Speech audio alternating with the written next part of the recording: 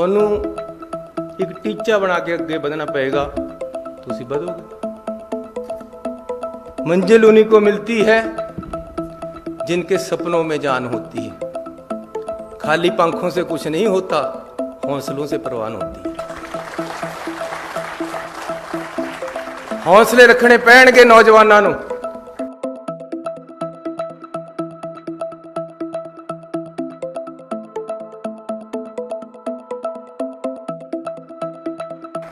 जरूरी नहीं ਤੁਹਾਨੂੰ बहुत चंगा एनवायरनमेंट मिले अगे बढ़न वास्ते। संघर्ष, दृढ़ता, निष्ठा होनी चाहिए है अगे बढ़न लई, ते तुसी अगे वध सकते हो।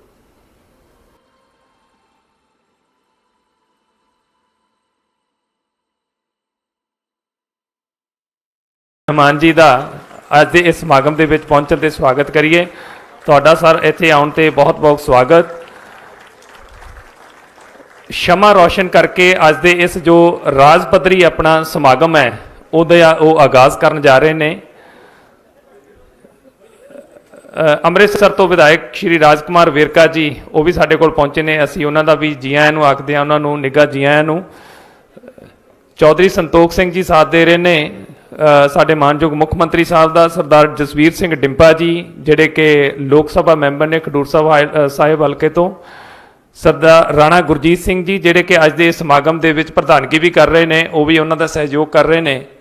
ਸੋ ਸਰ ਤੁਹਾਡਾ ਬਹੁਤ ਬਹੁਤ ਧੰਨਵਾਦ। ਇੱਕ ਇੱਕ ਕਦਮ ਤੁਹਾਡਾ ਮੁਬਾਰਕ ਸਾਡੇ ਸਿਰ ਮੱਥੇ।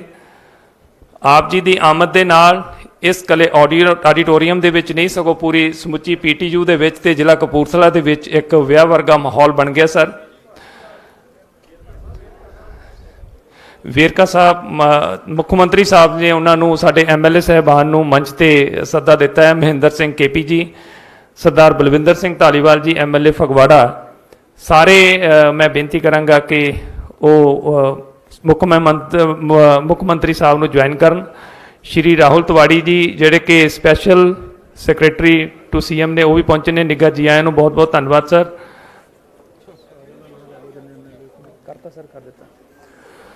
ਚੌਧਰੀ ਸੰਤੋਖ ਸਿੰਘ ਜੀ MP ਸਾਹਿਬ, ਰਾਣਾ ਗੁਰਜੀਤ ਜੀ, ਇੱਕ ਯਾਦਗਾਰੀ ਤਸਵੀਰ ਸਾਡੇ ਮਾਨਯੋਗ ਮੁੱਖ ਮੰਤਰੀ ਜੀ ਦੀ ਫਰਮਾਇਸ਼ ਤੇ ਉਹਨਾਂ ਨੇ ਕਿਹਾ ਕਿ ਇੰਨੀਆਂ ਪਿਆਰੀਆਂ ਸ਼ਖਸੀਅਤਾਂ ਅੱਜ ਉਹਨਾਂ ਦੇ ਪਹਿਲੇ ਸਮਾਗਮ ਦੇ ਵਿੱਚ ਇਕੱਠੀਆਂ ਹੋਈਆਂ ਨੇ। ਤਾੜੀਆਂ ਦੇ ਨਾਲ ਆਪਾਂ ਅੱਜ ਦਾ ਇਹ ਜੋ ਪੋਜ਼ ਬਣਾ ਰਹੇ ਨੇ ਸਾਡੇ ਮੁੱਖ ਮਹਿਮਾਨ ਜੀ, ਬੜਾ ਯਾਦਗਾਰੀ ਪਲ ਹੈ। ਇਹ ਦੋ ਅੱਜ ਜੋ ਯਾਦਗਾਰੀ ਮੌਕੇ ਨੇ, ਆਪਾਂ ਗੱਲ ਕਰਾਂਗੇ ਜਦੋਂ ਸਮਾਗਮ ਆਪਣਾ ਹੁਣ ਸ਼ੁਰੂ ਹੋ ਗਿਆ। ਮੁੱਖ ਮਹਿਮਾਨ ਜੀ ਆਪਣੀ ਸੀਟ ਲੈ ਲੈਣਗੇ। ਸੋ ਗੱਲ ਕਰਾਂਗੇ ਕਿ ਅੱਜ ਦੇ ਇਹ ਜੋ ਦੋ ਸਮਾਗਮ ਨੇ ਇਹਨਾਂ ਦੀ ਕੀ ਅਹਿਮੀਅਤ ਹੈ ਸਾਡੇ ਪੰਜਾਬ ਦੇ ਵਿਕਾਸ ਦੇ ਇਤਿਹਾਸ ਦੇ ਵਿੱਚ, ਤੇ ਪੰਜਾਬ ਨੂੰ ਜੋ ਇੱਕ ਵਿਕਾਸ ਦੀ ਆਪਾਂ ਗਤੀ ਦਿੱਤੀ ਹੈ ਉਹਦੇ ਵਿੱਚ ਇਹ ਕਿੰਨਾ ਮਹੱਤਵਪੂਰਨ ਹੈ ਅੱਜ ਦਾ ਦਿਨ। MLA ਅੰਗਦ ਸਿੰਘ ਜੀ ਨਵਾਂ ਸ਼ਹਿਰ ਤੋਂ ਉਹ ਵੀ ਪਹੁੰਚੇ ਨੇ। ਮੈਂ ਹੋ ਸਕਦਾ ਕਿਸੇ ਦਾ ਨਾਮ ਮੇਰੇ ਤੋਂ ਸਕਿਪ ਹੋ ਜਾਏ, ਕਿਤੇ ਬਾਈ ਮਿਸਟੇਕ ਰਹਿ ਜੇ ਤਾਂ ਮੈਂ ਖਿਮਾ ਦਾ ਜਾਚਕ ਹਾਂ। ਸਾਡੇ ਲੋਕ ਸਭਾ ਹਲਕਾ ਫਰੀਦਕੋਟ ਤੋਂ MP ਮੁਹੰਮਦ ਸਦੀਕ ਜੀ ਉਹ ਵੀ ਪਹੁੰਚੇ ਹੋਏ ਨੇ। ਜੋਗਿੰਦਰ ਸਿੰਘ ਮਾਨ ਜੀ ਅਤੇ ਹੋਰ ਕਿੰਨੀਆਂ ਪਿਆਰੀਆਂ ਸ਼ਖਸੀਅਤਾਂ ਨੇ। ਸਰਦਾਰ ਅਮਰਜੀਤ ਸਿੰਘ ਟਿੱਕਾ ਜੀ ਸਾਡੇ ਚੇਅਰਮੈਨ ਪੰਜਾਬ ਯੂਥ ਵਿਕਾਸ ਬੋਰਡ, ਉਹ ਵੀ ਸਾਡੇ ਕੋਲੇ ਆਏ ਨੇ। ਸੁਖਵਿੰਦਰ ਸਿੰਘ ਬਿੰਦਰਾ ਜੀ, ਅਸੀਂ ਉਹਨਾਂ ਦਾ ਵੀ ਨਿੱਘਾ ਜੀ ਆਖਦੇ ਹਾਂ।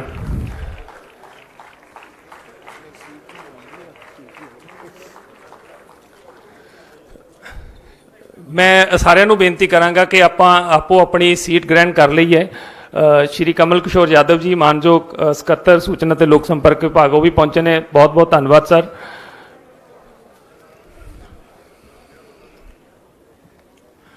ਮੈਂ ਸਾਰੀਆਂ ਪਿਆਰੀਆਂ ਸ਼ਖਸੀਅਤਾਂ ਨੂੰ ਬੇਨਤੀ ਕਰਾਂਗਾ ਕਿ ਉਹ ਆਪੋ ਆਪਣੇ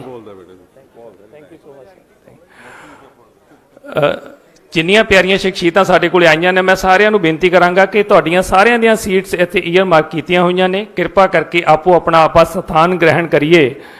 ਸਾਡੇ ਵਾਸਤੇ ਬੜਾ ਇਹ ਮੁਬਾਰਕ ਮੌਕਾ ਹੈ ਕਿ ਸਾਡੇ ਮਾਨਯੋਗ ਮੁੱਖ ਮੰਤਰੀ ਪੰਜਾਬ ਸਰਦਾਰ ਚਰਨਜੀਤ ਸਿੰਘ ਚੰਨੀ ਜੀ ਜਿਹੜੇ ਕਿ ਬਤੌਰ ਮੁੱਖ ਮਹਿਮਾਨ ਅੱਜ ਪਹਿਲੇ ਰਾਜ ਪੱਧਰੀ ਸਮਾਗਮ 'ਤੇ ਪਹੁੰਚੇ ਨੇ। ਮੈਂ ਤਾੜੀਆਂ ਦੇ ਨਾਲ ਇੱਕ ਵਾਰ ਫਿਰ ਕਹਾਂਗਾ ਕਿ ਆਪਾਂ ਉਹਨਾਂ ਦਾ ਇਸ ਜਿਹੜੀ ਕਰਮਸ਼ੀਲ ਧਰਤੀ ਨੂੰ ਆਪਾਂ ਕਹਿ ਸਕਦੇ ਹਾਂ, ਪੰਜਾਬ ਟੈਕਨੀਕਲ ਯੂਨੀਵਰਸਿਟੀ ਜਿੱਥੇ ਆਪਾਂ ਬੱਚਿਆਂ ਨੂੰ ਟੈਕਨੀਕਲ ਬਣਾਉਣ 'ਤੇ ਜ਼ੋਰ ਦਿੱਤਾ ਹੋਇਆ, ਉੱਥੋਂ ਦੇ ਵਿਹੜੇ ਦੇ ਵਿੱਚ ਪਹੁੰਚੇ ਨੇ ਇਸ ਸ਼ਾਨਦਾਰ ਆਡੀਟੋਰੀਅਮ ਦੇ ਵਿੱਚ। ਅਗਰ ਇਸ ਪੀਟੀਯੂ ਦੇ ਇਤਿਹਾਸ ਦੀ ਗੱਲ ਕੀਤੀ ਜਾਵੇ ਤਾਂ ਇਸ ਪੀਟੀਯੂ ਦੇ ਵਿੱਚ ਇਹ ਜੋ ਰੌਣਕਾਂ ਲੱਗੀਆਂ ਨੇ ਤੇ ਇਸ ਦੇ ਜੋ ਸੂਤਰਧਾਰ ਨੇ ਕਿਤੇ ਨਾ ਕਿਤੇ ਸਰਦਾਰ ਚਰਨਜੀਤ ਸਿੰਘ ਚੰਨੀ ਜੀ ਨੇ, ਜੋ ਪਿਛਲੇ 3.5 ਸਾਲ ਤੋਂ ਇਸ ਡਿਪਾਰਟਮੈਂਟ ਦਾ ਕੰਮ ਦੇਖ ਰਹੇ ਸੀ, ਉਹਨਾਂ ਕੋਲ ਪੋਰਟਫੋਲੀਓ ਸੀ। ਮੈਂ ਸਾਰਿਆਂ ਨੂੰ ਬੇਨਤੀ ਕਰਾਂਗਾ ਕਿ ਆਪਾਂ ਆਪੋ ਆਪਣੀ ਸੀਟ ਲੈ ਲਈਏ ਤਾਂ ਜੋ ਇਹ ਆਪਾਂ ਸਮਾਗਮ ਨੂੰ ਸ਼ੁਰੂ ਕਰ ਸਕੀਏ।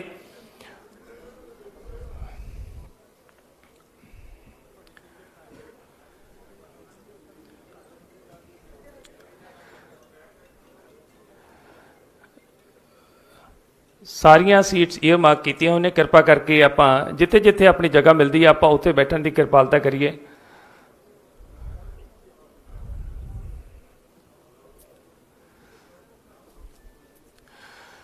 ਮਾਨਯੋਗ ਮੁੱਖ ਮੰਤਰੀ ਜੀ ਦੀ ਇਜਾਜ਼ਤ ਦੇ ਨਾਲ ਅੱਜ ਦਾ ਇਹ ਸਮਾਗਮ ਮੈਂ ਸ਼ੁਰੂ ਕਰਦੇ ਹਾਂ। ਸਮੂਹ ਹਾਜ਼ਰੀਨ ਦੇ ਨਾਲ ਇਹ ਖੁਸ਼ੀ ਜ਼ਾਹਿਰ ਕਰ ਰਹੇ ਹਾਂ ਕਿ ਅੱਜ ਦੇ ਇਸ ਸਮਾਗਮ ਦੇ ਸਾਡੇ ਵਾਸਤੇ ਬਹੁਤ ਮਹੱਤਵ ਨੇ। ਅੱਜ ਦਾ ਜੋ ਇਹ ਸਮਾਗਮ ਹੈ ਇਹਦੇ ਦੋ ਮੁਬਾਰਕ ਮੌਕੇ ਅੱਜ ਆਪਾਂ ਇੱਥੇ ਇਕੱਠੇ ਹੋਏ ਹਾਂ। ਸਭ ਤੋਂ ਪਹਿਲਾਂ ਕਿ ਭਾਰਤ ਰਤਨ ਬਾਬਾ ਸਾਹਿਬ ਡਾਕਟਰ ਭੀਮ ਰਾਓ ਅੰਬੇਦਕਰ ਸਾਹਿਬ, ਜਿਹੜੇ ਕਿ ਸਾਡੇ ਭਾਰਤੀ ਸੰਵਿਧਾਨ ਦੇ ਨਿਰਮਾਤਾ ਨੇ, ਪੰਜਾਬ ਸਰਕਾਰ ਦਾ ਇੱਕ ਤਹਈਆ ਹੈ ਕਿ ਉਹਨਾਂ ਦੇ ਜੀਵਨ ਬਾਰੇ, ਉਹਨਾਂ ਦੀਆਂ ਸਫਲਤਾਵਾਂ ਬਾਰੇ ਤੇ ਉਹਨਾਂ ਨੇ ਜੋ ਸੰਘਰਸ਼ ਕੀਤੇ ਨੇ ਉਹਦੇ ਬਾਰੇ ਹਰੇਕ ਪੰਜਾਬ ਵਾਸੀ, ਹਰੇਕ ਦੇਸ਼ ਵਾਸੀ, ਹਰੇਕ ਵਰਲਡ ਦੇ ਵਿੱਚ ਜਿੱਥੇ ਵੀ ਕਿਤੇ ਜੋ ਭਾਰਤ ਨੂੰ ਜਾਣਦਾ ਹੈ ਜਾਂ ਜਿਹਦਾ ਡੈਮੋਕ੍ਰੇਸੀ ਦੇ ਵਿੱਚ ਵਿਸ਼ਵਾਸ ਹੈ, ਉਹਨੂੰ ਇਹਦੇ ਬਾਰੇ ਪਤਾ ਹੋਣਾ ਚਾਹੀਦਾ ਹੈ ਕਿ ਡਾਕਟਰ ਸਾਹਿਬ ਦੀ ਕੀ ਘਾਲਣਾਵਾਂ ਸਨ। ਸੋ ਡਾਕਟਰ ਭੀਮ ਰਾਓ ਅੰਬੇਦਕਰ ਜੀ ਦੇ ਜੀਵਨ ਨੂੰ ਉਜਾਗਰ ਕਰਨ ਵਾਸਤੇ, ਲੋਕਾਂ ਤੱਕ ਪਹੁੰਚਾਉਣ ਵਾਸਤੇ ਪੰਜਾਬ ਸਰਕਾਰ ਵੱਲੋਂ ਇਹ ਟੈਕਨੀਕਲ ਡਿਪਾਰਟਮੈਂਟ ਦਾ ਉਦਮ ਕਿ ਡਾਕਟਰ ਭੀਮ ਰਾਓ ਅੰਬੇਦਕਰ ਸਾਹਿਬ ਦੀ ਜੀਵਨ ਬਾਰੇ ਇੱਕ ਮਿਊਜ਼ੀਅਮ ਪੰਜਾਬ ਸਰਕਾਰ ਵੱਲੋਂ ਇਸ ਪੰਜਾਬ ਟੈਕਨੀਕਲ ਯੂਨੀਵਰਸਿਟੀ ਦੇ ਵਿਹੜੇ ਦੇ ਵਿੱਚ ਉਸਾਰਿਆ ਜਾ ਰਿਹਾ ਹੈ। 150 ਕਰੋੜ ਰੁਪਏ ਦੀ ਲਾਗਤ ਦੇ ਨਾਲ ਇਹ ਬਣਨ ਵਾਲਾ ਜੋ ਸਾਡਾ ਇੱਕ ਅਜੂਬਾ ਕਹਾਂਗਾ ਮੈਂ, ਅਜੂਬੇ ਦੇ ਵਿੱਚ 10 ਏਕੜ ਦੀ ਜ਼ਮੀਨ ਪੰਜਾਬ ਟੈਕਨੀਕਲ ਯੂਨੀਵਰਸਿਟੀ ਵੱਲੋਂ ਪ੍ਰੋਵਾਈਡ ਕਰਾਈ ਗਈ ਹੈ। ਮੈਂ ਬਹੁਤੀ ਡਿਟੇਲ 'ਚ ਨਹੀਂ ਜਾਵਾਂਗਾ ਕਿਉਂਕਿ ਸਾਡੇ ਮੁੱਖ ਮਹਿਮਾਨ ਜੀ ਇਸ ਬਾਰੇ ਵਿਚਾਰ ਸਾਡੇ ਨਾਲ ਸਾਂਝੇ ਕਰਨਗੇ। ਸੋ ਜਿੱਥੇ ਅੱਜ ਮੁੱਖ ਮਹਿਮਾਨ ਜੀ ਨੇ ਉਹਦਾ ਨੀਂਹ ਪੱਥਰ ਰੱਖਿਆ ਪ੍ਰੋਜੈਕਟ ਦਾ, ਉਸ ਤੋਂ ਇਲਾਵਾ ਪੰਜਾਬ ਸਰਕਾਰ ਵੱਲੋਂ ਇੱਕ ਮਿਸ਼ਨ ਸ਼ੁਰੂ ਕੀਤਾ ਗਿਆ, ਘਰ ਘਰ ਰੋਜ਼ਗਾਰ ਅਤੇ ਕਾਰੋਬਾਰ ਮਿਸ਼ਨ। ਉਸ ਮਿਸ਼ਨ ਨੂੰ ਪਹਿਲੇ ਦਿਨ ਤੋਂ ਹੀ ਸਕਸੈਸ ਕਰਨ ਵਾਸਤੇ ਤੇ ਉਸ ਦੇ ਵਿੱਚ ਸਫਲਤਾ ਵੀ ਪ੍ਰਾਪਤ ਕੀਤੀ ਹੈ ਸਾਡੀ ਪੰਜਾਬ ਸਰਕਾਰ ਨੇ। ਤੋਂ ਹਜ਼ਾਰਾਂ ਲੱਖਾਂ ਨੌਜਵਾਨਾਂ ਨੂੰ ਨਿੱਤ ਜਿੱਥੇ ਨੌਕਰੀਆਂ ਦੇ ਕਾਬਲ ਬਣਾਇਆ ਜਾ ਰਿਹਾ, ਉੱਥੇ ਉਹਨਾਂ ਨੂੰ ਨੌਕਰੀਆਂ ਵੀ ਮੁਹੱਈਆ ਕਰਵਾਈਆਂ ਜਾ ਰਹੀਆਂ ਨੇ। ਸੋ ਅੱਜ ਦੇ ਇਸ ਸਮਾਗਮ ਨੂੰ ਮੈਂ ਅੱਗੇ ਤੋਰਦਿਆਂ ਬੇਨਤੀ ਕਰਾਂਗਾ ਸਾਡੇ ਟੈਕਨੀਕਲ ਐਜੂਕੇਸ਼ਨ ਇੰਡਸਟਰੀਅਲ ਟ੍ਰੇਨਿੰਗ ਦੇ ਪ੍ਰਿੰਸੀਪਲ ਸੈਕਟਰੀ ਅਤੇ vice chancellor Inder Kumar Gujral, Punjab technical university Kapurthala ਦੇ vice chancellor mister Ramesh Kumar Ghainta ਕਿ ਉਹ ਮੰਚ ਤੇ ਆਉਣ ਤੇ ਅੱਜ ਦੇ ਇਸ ਸਮਾਗਮ ਨੂੰ ਰਸਮੀ ਤੌਰ ਤੇ ਸਾਡੇ ਮੁੱਖ ਮਹਿਮਾਨ ਜੀ ਨੂੰ ਜੀ ਆਇਆਂ ਕਹਿਣ।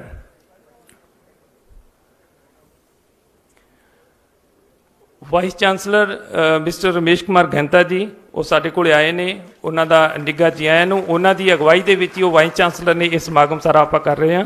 ਰਮੇਸ਼ ਕੁਮਾਰ ਘੈਂਤਾ ਜੀ।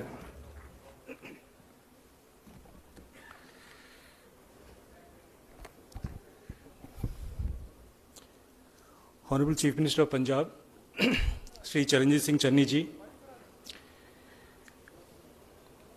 Rana Gurjeet Singh ji, MLA Kapurthala, Shri Balwinder Singh Dhaliwal, MLA Fagwada, Shri Angad Singh, MLA, Shri Navate Singh Cheema ji, MLA Sultanpur Lodi, Shri Rajkumar Verka, MLA Amritsar, Shri Sukhpal Singh Khera ji, MLA Bolat, Shri Jasveer Singh Dippa, MP Khadur Sahib, Shri Joginder Singh Maan, Chairman Agro Corporation, Shri Ashwini Sekri ji, Chairman Health Corporation, and Shri Amadip Singh Gora Gill, Spokesman Congress,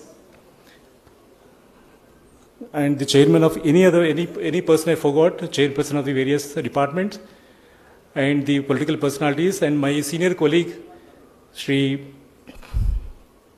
Sanjay Kumar ji, Additional Chief Secretary, Department of Cultural Affairs and Tourism, and Office of District Administration, university faculty, the staff, and dear students. It's a proud privilege for me to, in fact, to stand in this state podium and address you today, because today we are blessed to have the Honorable Chief Minister for the first time in the function in the state of Punjab. This is for the purpose of two things here. One is that foundation stone, which has been done for the Dr. Baba Saheb Bhimrao Ambedkar Museum. And second thing is that facilitation ceremony for 7 state-level mega job affair, that is Ghar Ghar Rozgar. So I'm very grateful to Channi sir for accepting our invitation in spite of the kind of weather condition today we had. We are expecting Channi sir to come by chopper, but he's a man of the masses. He's come all the way by road. And we are, in fact, yesterday it was raining also. Today we're expecting the rain also. We want to have the function right in the place. And I'm very thankful to all the people here in the university and others, in fact, who really made this thing function very successful. So the blessings from you, sir. Before I speak something about the function and the content of this program, actually, I would like to say a few words about the B.R. Ambedkar ji, which in fact will be told by the Honorable Chief Minister himself. Dr. B.R. Ambedkar is a scholar, thinker, writer, leader, legal luminary, and the constitutional expert. He has got a personal bitter experience. He has got an enlightened education from the Western culture also. And he's a thorough reader, thorough researcher actually. And he's an extensive constitutional maker. You know it very clearly. In fact, based on this thing, we get the perspective for that matter. The very purpose of this, having the museum here is understanding very clearly this is the mission by the Honorable Chief Minister himself, because I was with him just only a month ago, and the kind of a passion he had actually, the kind of a passion even the Sanjay Kumar had actually, it's a wonderful actually, we have been doing the walk the talk. So we promise you, within the given time, whatever you direct to us, in fact, we'd like to see that this gets through. And this has the blessings of everyone. I would like to say something about the Vice Chancellor of the PTU, which was established in 1997. This campus, initially it was established for the examination and affiliation purposes. Later on, the campus was established in Kapurthala in 2015, and Hoshiarpur in 2016, and Amritsar in again 2016, and Mohali in 2017. Mohali, we have 2 campuses, one for engineering, other one for the, in Kuni Majra for the architecture. We have a lot more dreams to come true also. We've been visiting actually. In fact, the Honorable Chief Minister, who was earlier Technical Education Minister, he had been with us actually right from the beginning. I've been discussing with some of the faculty members and some of the people here actually. They say he's got a vision for technical education and the skill development. So today the purpose is that the vision of this technical education, which in fact we'll be listening from his own words, and the skill development mission. And of course, PTU in fact, you know very clearly, is one of the top 120 universities, and it has a tie-up with more than 10 foreign institutions coming from USA, UK, Canada, Australia, etc. And we have signed MOU with the 3 sector skill councils. And this is one of the, again, very interesting aspect of the Honorable Chief Minister. His ambition is to have a skill development very, very, very intently and very laboriously, in fact. And we have established inclination of the innovation cell. And we have a training center also established the Tata Technologies. And we have minor and major degrees also for the employability purpose and all that. And ultimately, we see that we have excellent infrastructure, sports infrastructure, which will come through, which is under construction stage also. As far as Channi Sahib is concerned, in fact, it's very few words. I mean, I see his passion. For the first time when I came and joined this department, when Sir was there, actually, we had a meeting right in his house in the Chamkor Sahib, entire day, and he participated in each and every detail with ultimate, in fact, that kind of a thing, actually, where very few in have that kind of a patience, actually. The very fact that today you traveled for 3 hours or 2.5 hours, what do you call it today, all the way from Chandigarh, when the weather really did not permit, we can understand very clearly what is his passion in a cause. As far as the Channi Sahib is concerned, right now, currently, I would like to say is that he's been pursuing his various activities. Currently, he's doing PhD also, and he's the MA, and his PhD is currently doing on the Indian National Congress, which means that he has got interest in the academics and all that. And perhaps, as a Chief Minister, I would request him also, sometime probably they can interact with the students also for any function in the future, actually, in the next couple of months, also depending on the time and the sources. And as far the sports is concerned, he's received a gold medal in inter-university sports in the handball. In fact, he played at the national level also. And sir, I'm really grateful, and to look at you, in fact, is a very good thing. Just now you're talking in the foundation stone level. You just, at the ceremony, that, you know, this is the magic of Dr. B.R. Ambedkar. And he's the Chief Minister today. So we listen from him, actually, what is this all about, what his vision actually. So within these words, I would like to really thank all of them actually here, especially Honorable Chief Minister from the core of my heart, that he is a man who walks with the words. And come what may. I feel come what may, the museum will come up. This museum is one thing which is inspiring for all of us here actually, because we can't understand Ambedkar completely.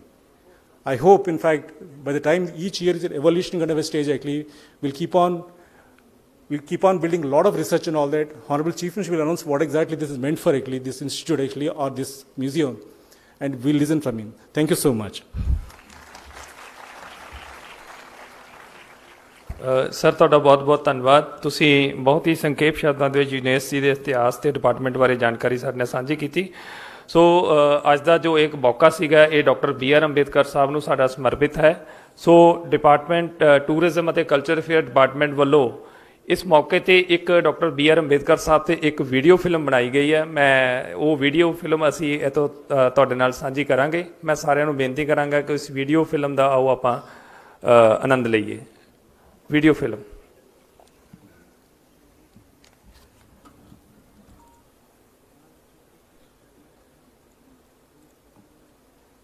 In Punjab, the land of lush green fields, ensconced between the Satluj and the Beas, lies the beautiful city of Kapurthala. Coming up here in the IK Gujral Technical University is an impressive museum. Baba Saheb Bhimrao Ambedkar. This premises is adorned by the attractive viewing tower styled in Pranam Mudra and the museum building with a magnificent national emblem in the center.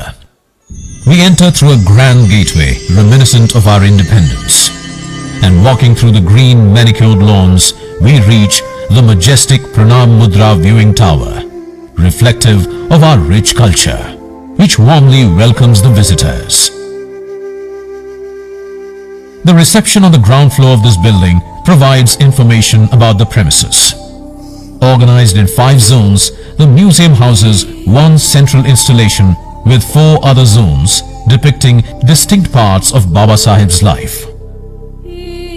In the first zone, the prism roof made of glass splits the natural light into a spectrum, symbolizing Baba Saheb's 7 attributes. It includes a child's curiosity, a social reformer's compassion, persistent efforts for change, writings emerging from knowledge, actions coming from awareness, devotion to nation building, and his great legacy. We get glimpses of Baba Saheb's life in the next zone. The journey of Dr. Ambedkar's inspiring leadership is depicted through an art installation in the next section. Here we learn about his family, education and early life. Education and books had an important place in Baba Saheb's life. A spacious library has been created, canopied by a tree, symbolizing knowledge.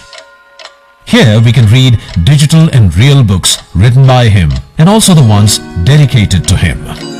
Baba Saheb's personal library in Rajgarh had 50,000 books. A representative presentation of that has been made here. A kinetic installation supported by extended LEDs tells us about Baba Saheb's life and his contributions, which is reflective of his lofty personality. Baba Saheb had been honored not only in India but internationally too. His statues have been installed in many parts of the world.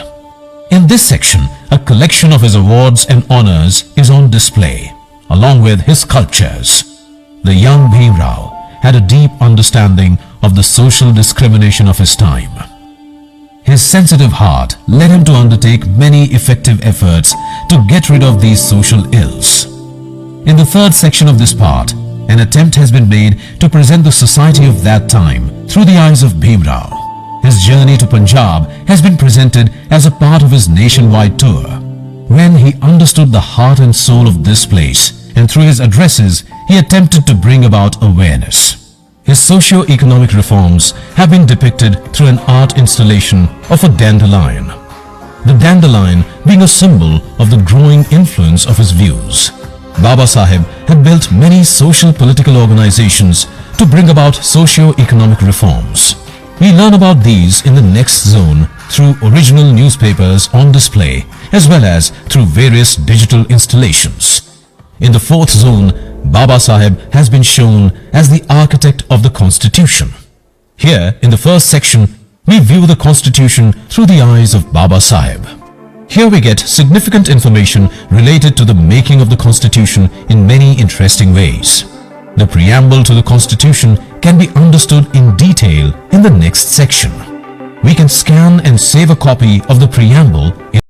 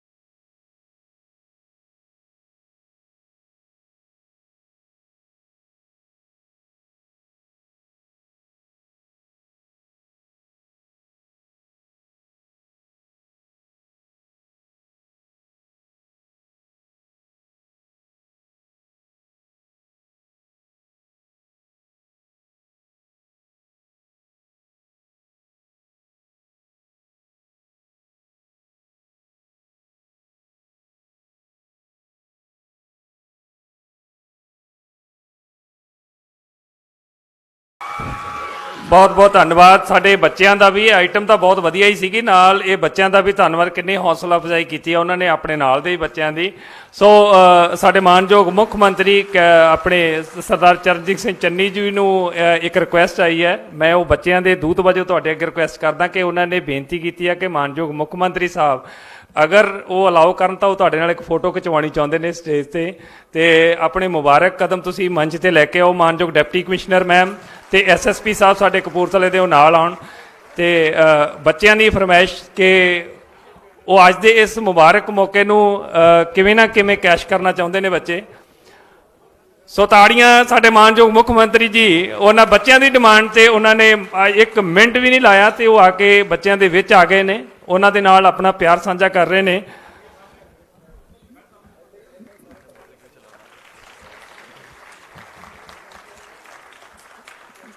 Sir ਬਹੁਤ ਬਹੁਤ ਧੰਨਵਾਦ ਤੁਹਾਡਾ ਕਿ ਤੁਸੀਂ ਬੱਚਿਆਂ ਦੀ ਇੱਕ ਛੋਟੀ ਜਿਹੀ ਗੁੰਜਾਇਸ਼ ਉਹਨਾਂ ਵਾਸਤੇ ਬਹੁਤ ਵੱਡੀ ਸਰ, ਤੇ ਤੁਸੀਂ ਬੜੇ ਸੌਖਾ ਹੀ ਉਹਨਾਂ ਦੀ ਇਹ ਰੀਜ਼ ਪੂਰੀ ਕਰ ਦਿੱਤੀ।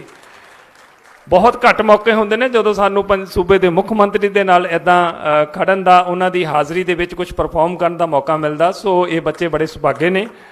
ਸੋ ਇਸ ਤੋਂ ਬਾਅਦ ਸਾਡਾ ਸਨਮਾਨ ਸਮਾਰੋਹ ਹੋਏਗਾ। ਮੈਂ ਮਹਿਮਾਨ ਜੀ ਨੂੰ ਬੇਨਤੀ ਕਰਾਂਗਾ ਕਿ ਉਹ ਮੰਚ ਤੇ ਹੀ ਰਹਿਣ। ਇਸ ਤੋਂ ਬਾਅਦ ਸਾਡਾ ਜੋ ਸਾਡੇ ਨਿਯੁਕਤੀ ਪੱਤਰ ਵੰਡੇ ਜਾਣੇ ਨੇ ਜੌਬ ਫੇਅਰ ਦੇ, ਉਹਨਾਂ ਨੇ ਆਪਣੇ ਸ਼ੁਭ ਹੱਥਾਂ ਦੇ ਨਾਲ ਇਹ ਸਰਟੀਫਿਕੇਟਸ ਵੰਡਣੇ ਨੇ।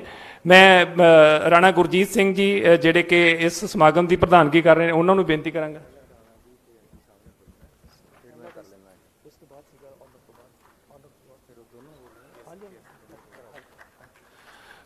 ਰਾਣਾ ਗੁਰਜੀਤ ਸਿੰਘ ਜੀ ਜਿਹੜੇ ਕਿ ਐਮਐਲਏ ਕਪੂਰਥਲਾ ਨੇ, ਉਹ ਅੱਜ ਦੇ ਸਮਾਗਮ ਦੀ ਪ੍ਰਧਾਨਗੀ ਵੀ ਕਰ ਰਹੇ ਨੇ, ਉਹ ਵੀ ਮੰਚ ਤੇ ਆ ਜਾਣ। ਸਾਡੇ ਸਪੈਸ਼ਲ ਚੀਫ ਸੈਕਟਰੀ ਸਰਦਾਰ ਸੰਜੇ ਕੁਮਾਰ ਸਰ, ਉਹ ਵੀ ਆ ਜਾਣ। ਵੀਸੀ ਸਾਹਿਬ ਆ ਜਾਣ ਯੂਨੀਵਰਸਿਟੀ ਦੇ।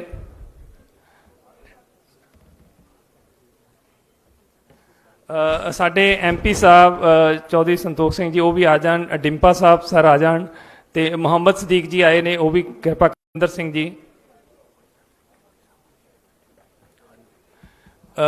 ਮਹਿੰਦਰ ਸਿੰਘ ਕੇਪੀ ਜੀ, ਅਸ਼ਵਨੀ ਸ਼ੇਖੜੀ ਜੀ, ਕਿਰਪਾ ਕਰਕੇ ਉਹ ਵੀ ਮੰਚ ਤੇ ਆ ਜਾਣ। ਮੁੱਖ ਮੰਤਰੀ ਸਾਹਿਬ ਨੇ ਇੱਛਾ ਪ੍ਰਗਟਾਈ ਹੈ ਕਿ ਤੁਸੀਂ ਜੁਆਇਨ ਕਰੋ ਉਹਨਾਂ ਨੂੰ।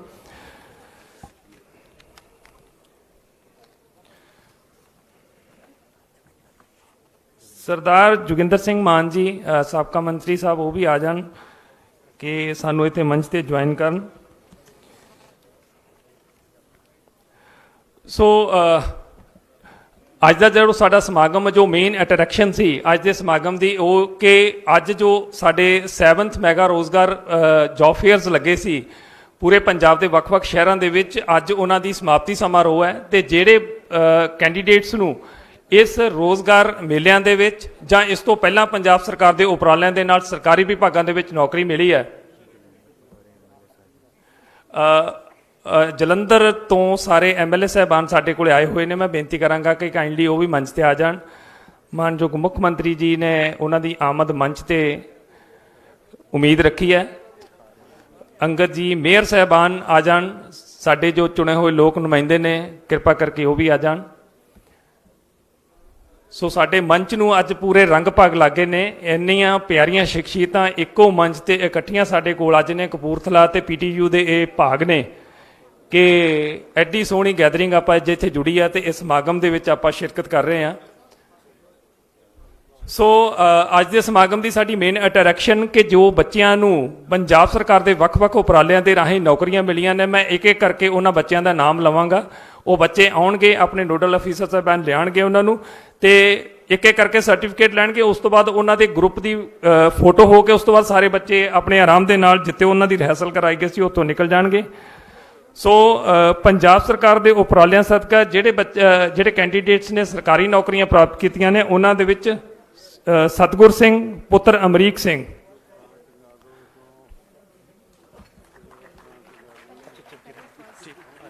ਸਭ ਤੋਂ ਪਹਿਲਾਂ ਮੈਂ ਮਾਫ ਕਰਨਾ, ਜਿਹੜੇ ਜ਼ਿਲ੍ਹੇ ਜੋ ਰੋਜ਼ਗਾਰ ਮੇਲੇ ਆਪਾਂ ਲਾਏ ਸੀ ਉਹਨਾਂ ਦੇ ਵਿੱਚ ਅਲੱਗ-ਅਲੱਗ ਜ਼ਿਲ੍ਹਿਆਂ ਦੀ ਪਰਫਾਰਮੈਂਸ ਆਪਾਂ ਇੱਥੇ ਇਕੱਤਰ ਕੀਤੀ ਸੀਗੀ। ਸੋ ਜਿਹੜੇ 3 ਵੱਡੇ ਜ਼ਿਲ੍ਹੇ ਨੇ ਜਿਨ੍ਹਾਂ ਨੇ ਸਭ ਤੋਂ ਜ਼ਿਆਦਾ ਜੌਬ ਪ੍ਰੋਵਾਈਡ ਕਰਾਈਆਂ ਨੇ ਤੇ 3 ਛੋਟੇ ਜ਼ਿਲ੍ਹੇ। ਸੋ ਮੈਂ ਸਭ ਤੋਂ ਪਹਿਲਾਂ ਇੱਥੇ ਸੱਦਾ ਦੇਵਾਂਗਾ ਜ਼ਿਲ੍ਹਾ ਲੁਧਿਆਣਾ, ਤਾੜੀਆਂ ਦੇ ਨਾਲ ਦਾ ਸਵਾਗਤ ਕੀਤਾ ਜੇ। ਜ਼ਿਲ੍ਹਾ ਲੁਧਿਆਣਾ 28,588 ਨੌਕਰੀਆਂ ਇਹਨਾਂ ਨੇ ਰੋਜ਼ਗਾਰ ਮੇਲਿਆਂ 'ਚ ਦਵਾਈਆਂ ਨੇ। ਸੋ ਜ਼ਿਲ੍ਹਾ ਲੁਧਿਆਣਾ ਤੋਂ ਏਡੀਸੀ ਸਾਹਿਬ ਅਤੇ ਜੋ DBE ਦੇ ਇੰਚਾਰਜ ਨੇ ਉਹ ਇੱਥੇ ਪਹੁੰਚੇ ਨੇ। ਇਸ ਤੋਂ ਬਾਅਦ ਡਿਸਟ੍ਰਿਕਟ ਮੋਹਾਲੀ SAS ਨਗਰ ਸੈਕੰਡ 22,968 ਜੌਬਸ ਪ੍ਰੋਵਾਈਡ ਕਰਾਈਆਂ ਨੇ। थर्ड नंबर ते डिस्ट्रिक्ट पटियाला 21,163 सतवां रोजगार मेले जो वक्-वक् जगह ते लगे 21,163 नौकरियां इस मेलिਆਂ ਦੇ ਵਿੱਚ ਜ਼ਿਲ੍ਹਾ ਪਟਿਆਲਾ ਦੇ ਵਿੱਚ ਮਿਲੀਆਂ।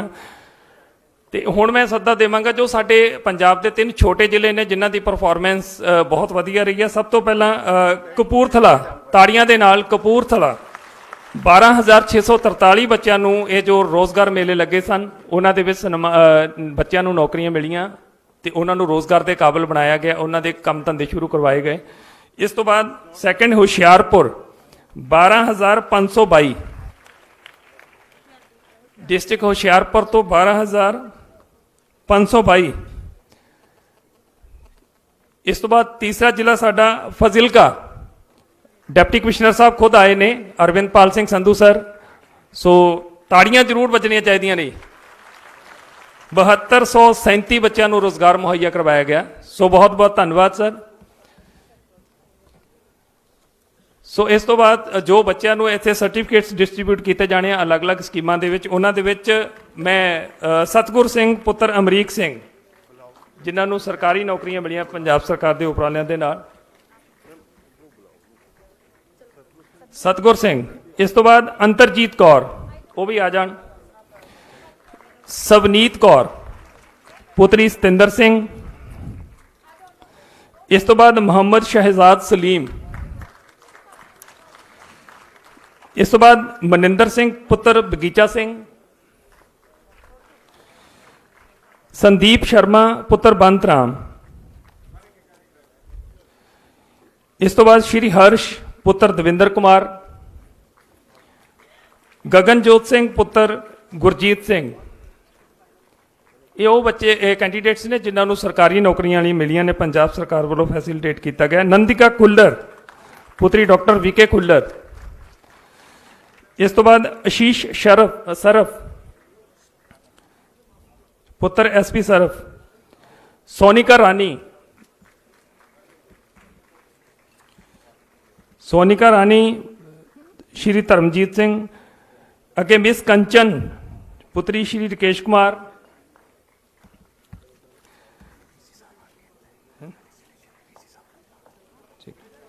इस तो बाद मनदीप कौर।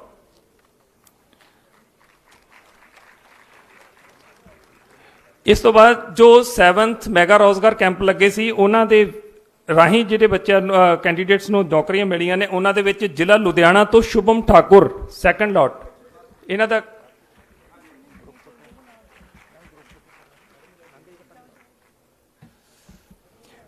लुधियाना तो शुभम ठाकुर। इस तो बाद लुधियाना तो ही मनजिंदर सिंह पुत्र परमजीत सिंह। इस तो बाद SAS नगर तो इमरान मलिक।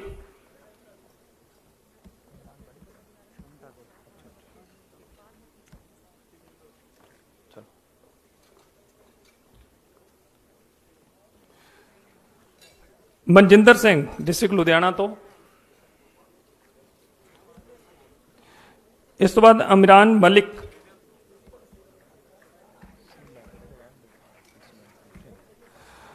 इस तो बाद SAS नगर तो अक्षय यादव। डिस्ट्रिक्ट पटियाला तो मनमीत सिंह वो भी आ जान। डिस्ट्रिक्ट पटियाला तो मनमीत सिंह। डिस्ट्रिक्ट पटियाला तो महक सैनी।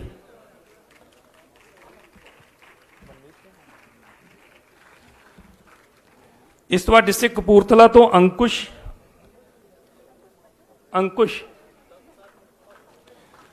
उस बार कपूरथला तो आदित्य। डिस्ट्रिक्ट होशियारपुर तो कमनदीप सिंह पुत्र बलविंदर सिंह। कमनदीप सिंह।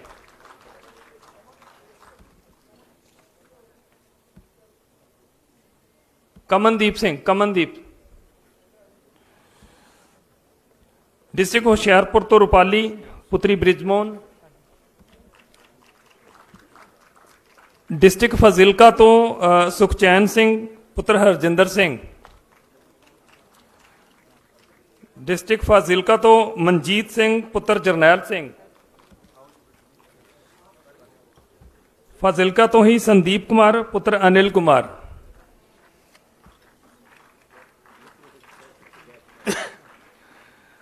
ਪੰਜਾਬ ਸਰਕਾਰ ਵੱਲੋਂ ਜਿੱਥੇ ਨੌਜਵਾਨਾਂ ਨੂੰ ਰੋਜ਼ਗਾਰ ਪ੍ਰੋਵਾਈਡ ਕਰਾਇਆ ਜਾ ਰਿਹਾ ਹੈ, ਉੱਥੇ ਵੱਖ-ਵੱਖ ਜੋ ਸਵੈ ਰੋਜ਼ਗਾਰ ਸਕੀਮਾਂ ਨੇ ਉਹਦਾ ਲਾਭ ਦੇ ਕੇ ਬੱਚਿਆਂ ਨੂੰ ਪੈਰਾਂ 'ਤੇ ਖੜਾ ਕਰਨ ਦੀ ਵੀ ਲਗਾਤਾਰ ਕੋਸ਼ਿਸ਼ ਜਾਰੀ ਹੈ। ਸੋ ਉਹਦੇ ਲਾਭਪਾਤਰੀ ਬੱਚੇ ਨੇ ਲੁਧਿਆਣਾ ਤੋਂ ਅਮਰੀਕ ਸਿੰਘ, ਉਸ ਤੋਂ ਬਾਅਦ ਗੋਪਾਲ ਝਾ ਪੁੱਤਰ ਵਿਨੋਦ ਕੁਮਾਰ।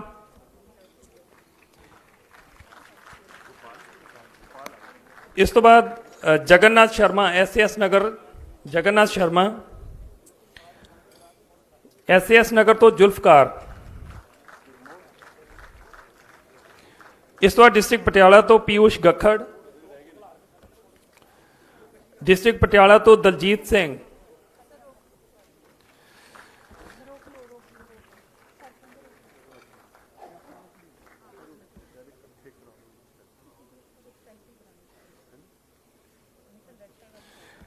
ਇਸ ਤੋਂ ਬਾਅਦ ਕਪੂਰਥਲਾ ਲਵਪ੍ਰੀਤ ਸਿੰਘ।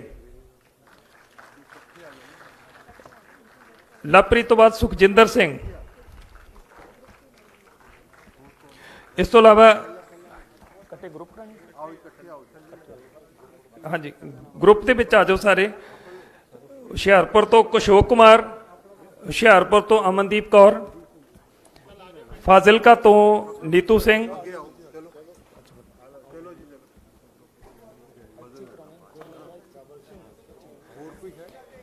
ਇਸ ਤੋਂ ਬਾਅਦ ਫਾਜ਼ਿਲਕਾ ਤੋਂ ਗੁਰਮੀਤ ਸਿੰਘ।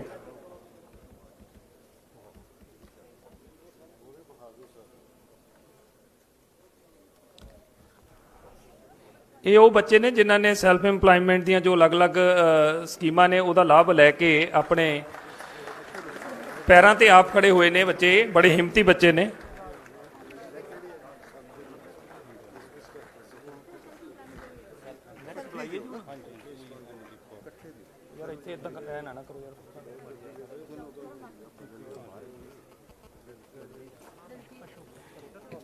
ਇਸ ਤੋਂ ਬਾਅਦ ਮਿਸ਼ਨ ਰੈਡ ਸਕਾਈ, ਪੰਜਾਬ ਸਰਕਾਰ ਵੱਲੋਂ ਇੱਕ ਮਿਸ਼ਨ ਰੈਡ ਸਕਾਈ ਸ਼ੁਰੂ ਕੀਤਾ ਗਿਆ ਹੈ। ਸੋ ਉਹਦੇ ਵੀ ਸਾਡੇ ਕੋਲ ਬੱਚੇ ਲਾਭਪਾਤਰੀ ਆਏ ਨੇ। ਮੈਂ ਉਹਨਾਂ ਦਾ ਵੀ ਕਾਈਂਡਲੀ ਥੋੜਾ ਜਿਹਾ ਸਮਾਗਮ ਦਾ ਆਪਾਂ ਡੈਕੋਰਮ ਨੂੰ ਬਣਾ ਕੇ ਰੱਖੀ ਹੈ। ਸੈਲਫੀਜ਼ ਬਾਅਦ ਹੋ ਜਾਣਗੀਆਂ, ਕਿਰਪਾ ਕਰਕੇ।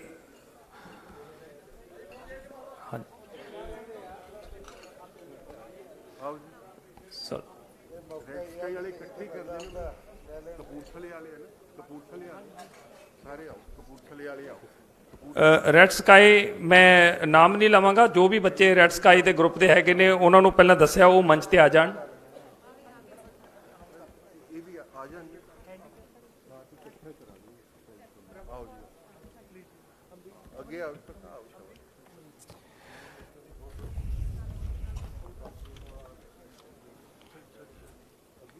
Mission red sky. ਉਸ ਤੋਂ ਬਾਅਦ ਜੋ PWD ਐਪਲੀਕੈਂਟ ਸਨ, ਵਿਸ਼ੇਸ਼ ਲੋੜਾਂ ਵਾਲੇ ਸਾਡੇ ਉਮੀਦਵਾਰ ਸੀ,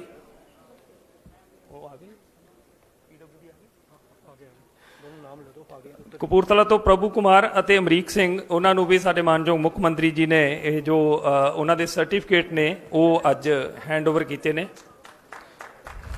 ਸੋ ਬਹੁਤ ਤਾੜੀਆਂ ਜ਼ਰੂਰ ਮਾਰ ਦਿਓ ਜੀ ਸਾਰੇ ਜਿੰਨੇ ਆਪਣੇ ਅੱਜ ਦੇ ਇਹ ਨੌਜਵਾਨ ਨੇ ਜਿਹੜੇ ਆਪਣੇ ਅੱਜ ਕੰਮ ਧੰਦਿਆਂ ਦੇ ਨਾਲ ਨੌਕਰੀਆਂ ਦੇ ਨਾਲ ਜੁੜੇ ਨੇ, ਇਹਨਾਂ ਨੂੰ ਬਹੁਤ ਬਹੁਤ ਮੁਬਾਰਕਬਾਦ। ਸੋ ਹੁਣ ਅੱਜ ਇਹ ਮੌਕਾ ਇੱਕ ਗਰੁੱਪ ਫੋਟੋ ਦੀ ਡਿਮਾਂਡ ਹੈ, ਅਗਰ ਮਿਸ਼ਨ ਸਕਾਈ ਵਾਲੇ ਬੱਚੇ ਹੈਗੇ ਨੇ ਜਾਂ ਹੋ ਗਿਆ ਠੀਕ। ਕਿਉਂਕਿ ਅੱਜ ਇਹ ਬੜਾ ਮੁਬਾਰਕ ਮੌਕਾ ਸਾਡੇ ਡਿਸਟ੍ਰਿਕਟ ਐਡਮਿਨਿਸਟ੍ਰੇਸ਼ਨ ਕਪੂਰਥਲਾ ਵਾਸਤੇ, ਪੰਜਾਬ ਸਰਕਾਰ ਵਾਸਤੇ ਤੇ ਮੁੱਖ ਮੰਤਰੀ ਸਾਹਿਬ ਸਾਡੇ ਅੱਜ ਦੇ ਸਮਾਗਮ ਦੇ ਇਸ ਅਗਵਾਈ ਕਰ ਰਹੇ ਨੇ। ਤੇ ਹੁਣ ਅਸੀਂ ਮਾਨਯੋਗ ਸਾਡੇ ਮਾਨਯੋਗ ਮੁੱਖ ਮੰਤਰੀ ਸਾਹਿਬ ਦਾ ਸਨਮਾਨ ਕੀਤਾ ਜਾ ਰਿਹਾ ਹੈ।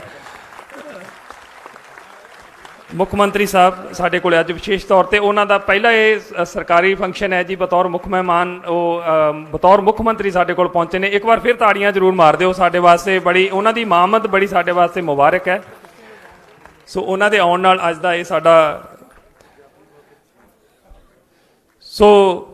ਮੈਂ ਹੁਣ ਸਾਡੇ ਮੁੱਖ ਮਹਿਮਾਨ ਜੀ ਨੂੰ ਅਤੇ ਹੋਰ ਸਾਡੀਆਂ ਪ੍ਰਮੁੱਖ ਸ਼ਖਸੀਅਤਾਂ ਨੇ ਉਹਨਾਂ ਨੂੰ ਮੈਂ ਕਹਾਂਗਾ ਕਿ ਉਹ ਆਪਣਾ ਸਥਾਨ ਗ੍ਰਹਿਣ ਕਰਨ। ਸੋ ਬਹੁਤ ਬਹੁਤ ਧੰਨਵਾਦ। ਜਿੱਥੇ ਸਾਡੇ ਮਾਨਯੋਗ ਮੁੱਖ ਮੰਤਰੀ ਜੀ ਦਾ ਬਹੁਤ ਬਹੁਤ ਧੰਨਵਾਦ, ਉੱਥੇ ਉਹਨਾਂ ਦੇ ਨਾਲ ਜੋ ਇਹ ਪਿਆਰੀਆਂ ਸ਼ਖਸੀਅਤਾਂ ਸਾਡੇ ਕੋਲ ਆਈਆਂ ਸਨ ਉਹਨਾਂ ਦਾ ਵੀ ਬਹੁਤ ਬਹੁਤ ਧੰਨਵਾਦ। ਮੈਂ ਸਾਡੇ ਕਪੂਰਥਲਾ ਦੇ ਐਮਐਲਏ ਰਾਣਾ ਗੁਰਜੀਤ ਸਿੰਘ ਜੀ ਨੂੰ ਬੇਨਤੀ ਕਰਾਂਗਾ ਕਿ ਉਹ ਮੰਚ ਤੇ ਹੀ ਰਹਿਣ। ਉਹ ਸਮਾਗਮ ਦੀ ਪ੍ਰਧਾਨਗੀ ਵੀ ਕਰ ਰਹੇ ਨੇ ਤੇ ਉਹਨਾਂ ਨੇ ਇਸ ਅੱਜ ਦੇ ਸਮਾਗਮ ਦੇ ਵਿੱਚ ਆਪਣੇ ਜੋ ਮਨ ਦੇ ਚਾਅ ਨੇ, ਵਲਵਲੇ ਨੇ, ਕਿਉਂਕਿ ਮੁੱਖ ਮੰਤਰੀ ਸਾਹਿਬ ਉਹਨਾਂ ਦੀ ਕੌਂਸਟੀਚੁਐਂਸੀ ਦੇ ਵਿੱਚ ਆਏ ਨੇ, ਉਹ ਸਾਡੇ ਨਾਲ ਸਾਂਝੇ ਕਰਨੇ ਨੇ। ਮੈਂ ਸਾਰਿਆਂ ਨੂੰ ਬੇਨਤੀ ਕਰਾਂਗਾ ਸਾਡੀਆਂ ਇੰਨੀਆਂ ਪਿਆਰੀਆਂ ਸ਼ਖਸੀਅਤਾਂ ਨੂੰ ਕਿ ਉਹ ਆਪੋ ਆਪਣਾ ਸਥਾਨ ਲੈਣ। ਤੇ ਮੈਂ ਬੜੇ ਅਦਬ ਸਤਿਕਾਰ ਦੇ ਨਾਲ ਸਾਡੇ ਹਲਕਾ ਕਪੂਰਥਲਾ ਤੋਂ ਵਿਧਾਇਕ ਸਾਬਕਾ ਮੰਤਰੀ ਰਾਣਾ ਗੁਰਜੀਤ ਸਿੰਘ ਜੀ ਨੂੰ ਬੇਨਤੀ ਕਰਾਂਗਾ ਕਿ ਉਹ ਆਪਣੇ ਮੁਬਾਰਕ ਸ਼ਬਦ ਸਾਡੇ ਨਾਲ ਸਾਂਝੇ ਕਰਨ। ਰਾਣਾ ਗੁਰਜੀਤ ਸਿੰਘ ਜੀ।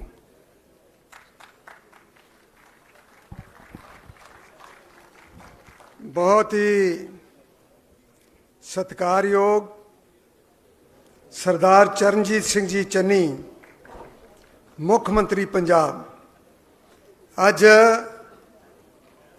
PTU दे विच कपूरथले च आए आ।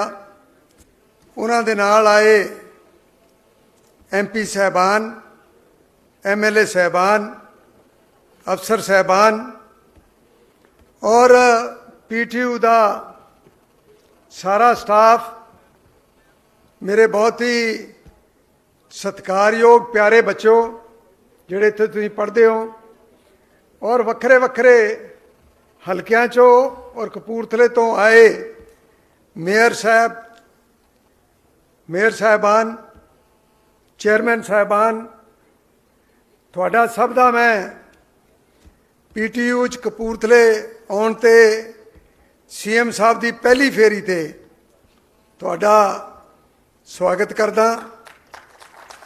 ਔਰ 550ਵਾਂ ਸਾਲ ਡਿਗਨਿਟਰੀਜ਼ ਨੂੰ ਸਾਡੇ ਮਾਨਯੋਗ ਮੁੱਖ ਮੰਤਰੀ ਉਦੋਂ ਟੈਕਨੀਕਲ ਐਜੂਕੇਸ਼ਨ ਮਿਨਿਸਟਰ ਹੁੰਦੇ ਸੀ, ਟੂਰਿਜ਼ਮ ਸੀ ਉਹਨਾਂ ਕੋਲ, ਤੇ ਉਹਨਾਂ ਨੇ ਇੱਥੇ ਫੰਕਸ਼ਨ ਕੀਤਾ ਔਰ ਅੱਜ 7ਵਾਂ ਹਾਈਟੈਕ ਰੋਜ਼ਗਾਰ ਮੇਲਾ ਜਿਹੜਾ ਹੋਣ ਜਾ ਰਿਹਾ, ਜਿੱਥੇ ਅਸੀਂ,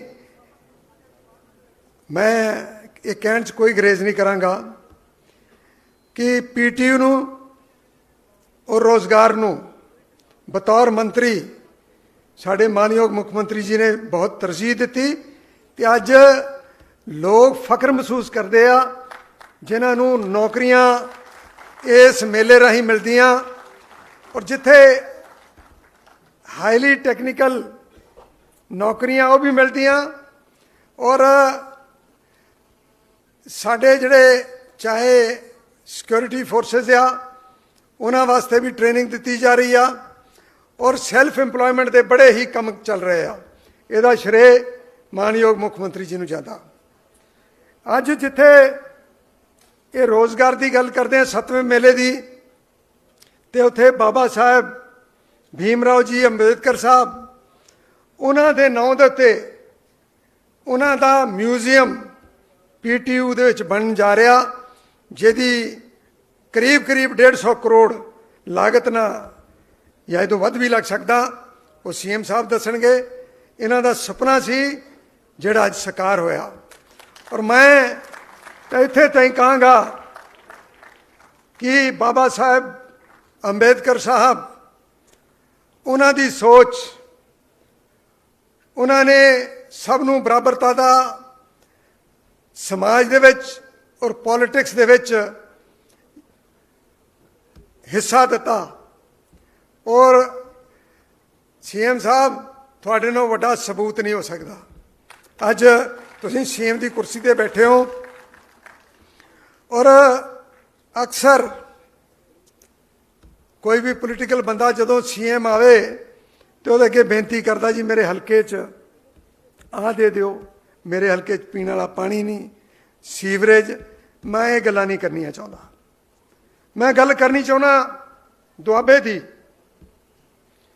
ਸੀਐਮ ਸਾਹਿਬ, ਦੁਆਬੇ ਦੀ ਪੰਜਾਬ ਦੀ ਕੁੱਲ ਧਰਤੀ ਦਾ 17-18% ਦੁਆਬਾ, ਔਰ ਇੱਥੇ 37 ਤੋਂ 38% ਟੋਟਲ ਆਬਾਦੀ ਜਿਹੜੀ ਪੰਜਾਬ ਦੀ ਆ, ਉਹਦੇ 37% ਜਿੰਨੇ ਦਲਿਤ ਨੇ 37 ਤੋਂ 38% ਇਸ ਧਰਤੀ ਤੇ ਰਹਿੰਦੇ ਆ।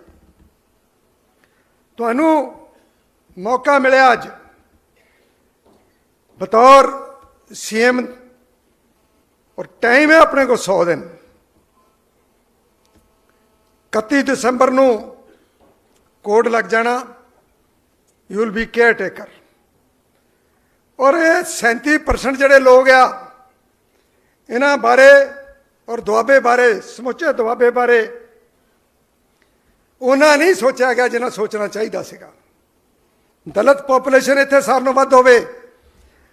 ਮੁਲਕ ਨੂੰ 75 ਸਾਲ ਆਜ਼ਾਦ ਹੋਏ ਨੂੰ ਹੋ ਗਏ ਹੋਣ, ਤੇ ਮੈਡੀਕਲ ਕਾਲਜ, ਹਾਲਾਂਕਿ ਸਾਬਕਾ ਮੁੱਖ ਮੰਤਰੀ ਉਹਨਾਂ ਨੇ ਅਨਾਉਂਸ ਕਰਾ ਦਿੱਤਾ, ਇੱਕ ਹੁਸ਼ਿਆਰਪੁਰ ਦੇ ਵਿੱਚ, ਇੱਕ ਕਪੂਰਥਲੇ ਦੇ ਵਿੱਚ, ਲੇਕਿਨ 75 ਸਾਲ ਅਸੀਂ ਇਸ ਫੈਸਿਲਿਟੀ ਤੋਂ ਵਾਂਝੇ ਰਹੇ। ਔਰ ਜਿੱਥੇ ਮੈਂ ਇੱਕ ਬੇਨਤੀ ਕਰਾਂਗਾ ਕਿ ਛੇਤੀ ਤੋਂ ਛੇਤੀ ਅਗਲੀ ਫੇਰੀ ਵੀ ਛੇਤੀ ਹੋ ਜਾਏ। ਸੀਐਮ ਸਾਹਿਬ, ਸਾਡੀ ਕਿਸਮਤ 'ਚ ਮੁੱਖ ਮੰਤਰੀ ਦੀ ਦੂਜੀ ਫੇਰੀ ਹੋਵੇ, ਔਰ ਉਹਦੇ 'ਚ ਤੁਸੀਂ ਸਾਡਾ ਨੀਂਹ ਪੱਥਰ ਕਪੂਰਥਲੇ ਦਾ ਰੱਖ ਕੇ ਜਾਓ। ਉਹ ਕੋਈ ਕਪੂਰਥਲੇ ਇਕੱਲੇ ਦਾ ਮੈਡੀਕਲ ਕਾਲਜ ਨਹੀਂ ਆ, ਉਹ ਸਾਰੇ ਜਲੰਧਰ ਦਾ, ਕਪੂਰਥਲੇ ਦਾ, ਜਿੱਥੇ ਜਿੱਥੇ ਤਾਈਂ ਇਹਦੇ ਵਿਸਿਨਿਟੀ 'ਚ ਜ਼ਿਲ੍ਹੇ ਨੇ, ਉਹਨਾਂ ਨੇ ਲਾਭ ਪਾਤਰ ਹੋਣਾ ਇਸ ਫੈਸਿਲਿਟੀ ਦਾ। ਜਿੱਥੇ ਆਪਾਂ ਗੱਲ ਕਰਦੇ ਹਾਂ ਹੈਲਥ ਦੀ, ਇਸ ਮੈਡੀਕਲ ਕਾਲਜ ਬਣਨਾ ਬੜੀ ਰਾਹਤ ਮਿਲੇਗੀ। ਔਰ ਦੂਸਰੀ ਗੱਲ ਕਿ ਆ ਜਿਹੜੀ ਯੂਨੀਵਰਸਿਟੀ ਆ, ਇਹ ਬਹੁਤ ਅੱਛੀ ਦੇਣ ਆ, ਇਹ ਦੁਆਬੇ ਨੂੰ ਦੇਣ ਆ। ਤੇ ਮੈਂ ਬੇਨਤੀ ਕਰਨੀ ਚਾਹੁੰਦਾ ਕਿ ਜਿੱਥੇ 37% ਪੰਜਾਬ ਦੇ ਦਲਿਤ ਰਹਿੰਦੇ ਹੋਣ, ਔਰ ਉਸ ਹਲਕੇ ਦੇ ਵਿੱਚ ਜਗ੍ਹਾ ਜਗ੍ਹਾ ਐਜੂਕੇਸ਼ਨ ਨੂੰ ਤਰਜੀਹ ਦੇਣੀ ਚਾਹੀਦੀ ਆ। ਇਹ ਪ੍ਰਾਈਵੇਟ ਕਾਲਜਾਂ ਦੀਆਂ ਡਿਗਰੀਆਂ ਲੈ ਕੇ ਯੋਗ ਨੌਕਰੀਆਂ ਨਹੀਂ ਮਿਲਦੀਆਂ। ਸੋ ਮੈਂ ਬੇਨਤੀ ਕਰਾਂਗਾ, ਸਾਡੇ ਐਜੂਕੇਸ਼ਨ ਸਿਸਟਮ ਨੂੰ, ਦੁਆਬੇ ਦੇ ਨੂੰ ਤੁਸੀਂ ਤਕੜਾ ਕਰੋ। ਇਹ ਗੱਲਾਂ ਇਹ ਨਹੀਂ ਕਿ ਅੱਜ ਸੀਐਮ ਸਾਹਿਬ ਬੈਠੇ ਤੇ ਕਪੂਰਥਲੇ ਆਏ ਆ, ਵਿਧਾਨ ਸਭਾ 'ਚ ਵੀ ਬੋਲਣ ਦਾ ਮੌਕਾ ਮਿਲਿਆ ਤੇ ਗੱਲਾਂ ਕੀਤੀਆਂ। ਸੀਐਮ ਸਾਹਿਬ, ਅਗਰ ਦੁਆਬੇ ਨੂੰ ਤੁਸੀਂ ਸਟੱਡੀ ਕਰੋ ਕੰਪੇਅਰ ਟੂ ਅਦਰ ਜ਼ੋਨਸ ਕਹਿ ਲਾਂਗੇ, ਚਾਹੇ ਮਾਲਵਾ ਤੇ ਮਾਝਾ, ਸਾਡੇ ਰੋਡ ਨੈਟਵਰਕ ਰੌਲਾ ਪਾ ਥੱਕ ਗਏ ਸੀ। ਤੁਹਾਨੂੰ ਯਾਦ ਹੋਏਗਾ ਕਿ ਮੈਂ ਬਹੁਤ ਰੌਲਾ ਪਾਇਆ, ਕੁਝ ਸੜਕਾਂ ਬਣੀਆਂ। ਇੱਕ ਸਾਡੀਆਂ ਸੜਕਾਂ ਨੂੰ ਸਾਰੀਆਂ ਦੁਆਬਿਆਂ ਦੇ ਨੂੰ ਤਰਜੀਹ ਦਿਓ।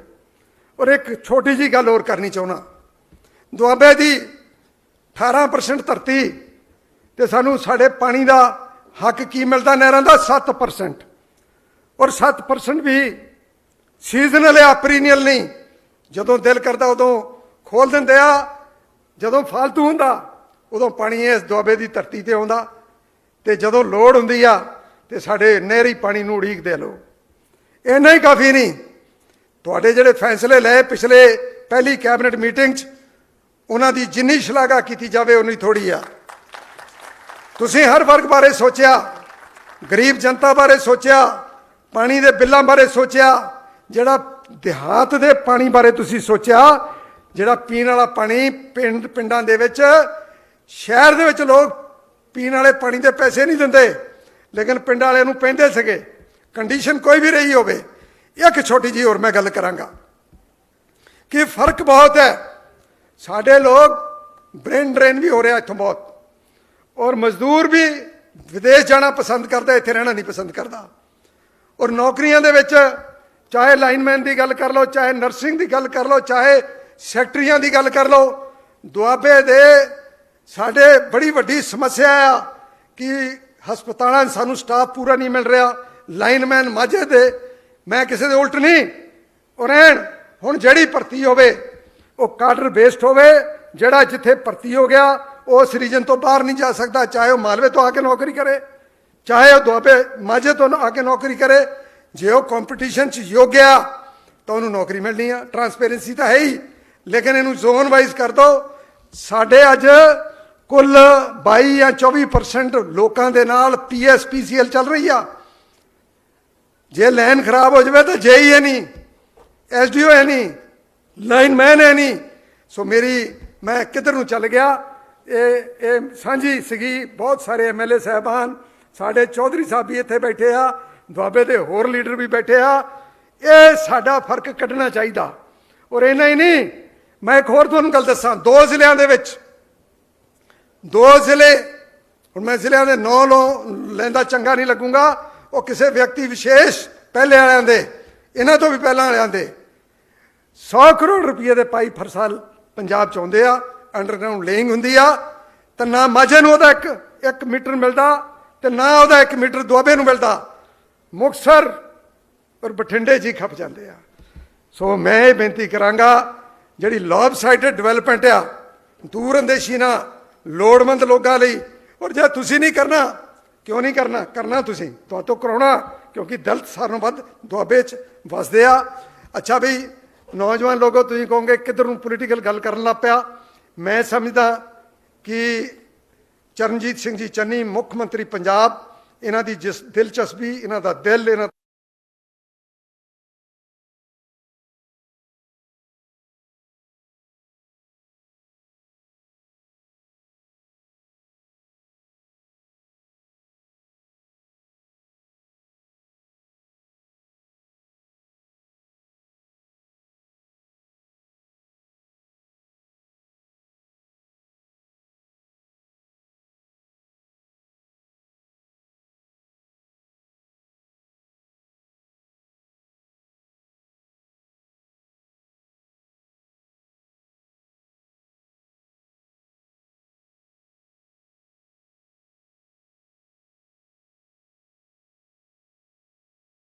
ਸਾਡੇ ਨਾਲ ਸਾਂਝੀਆਂ ਕੀਤੀਆਂ, ਬਹੁਤ ਬਹੁਤ ਧੰਨਵਾਦ।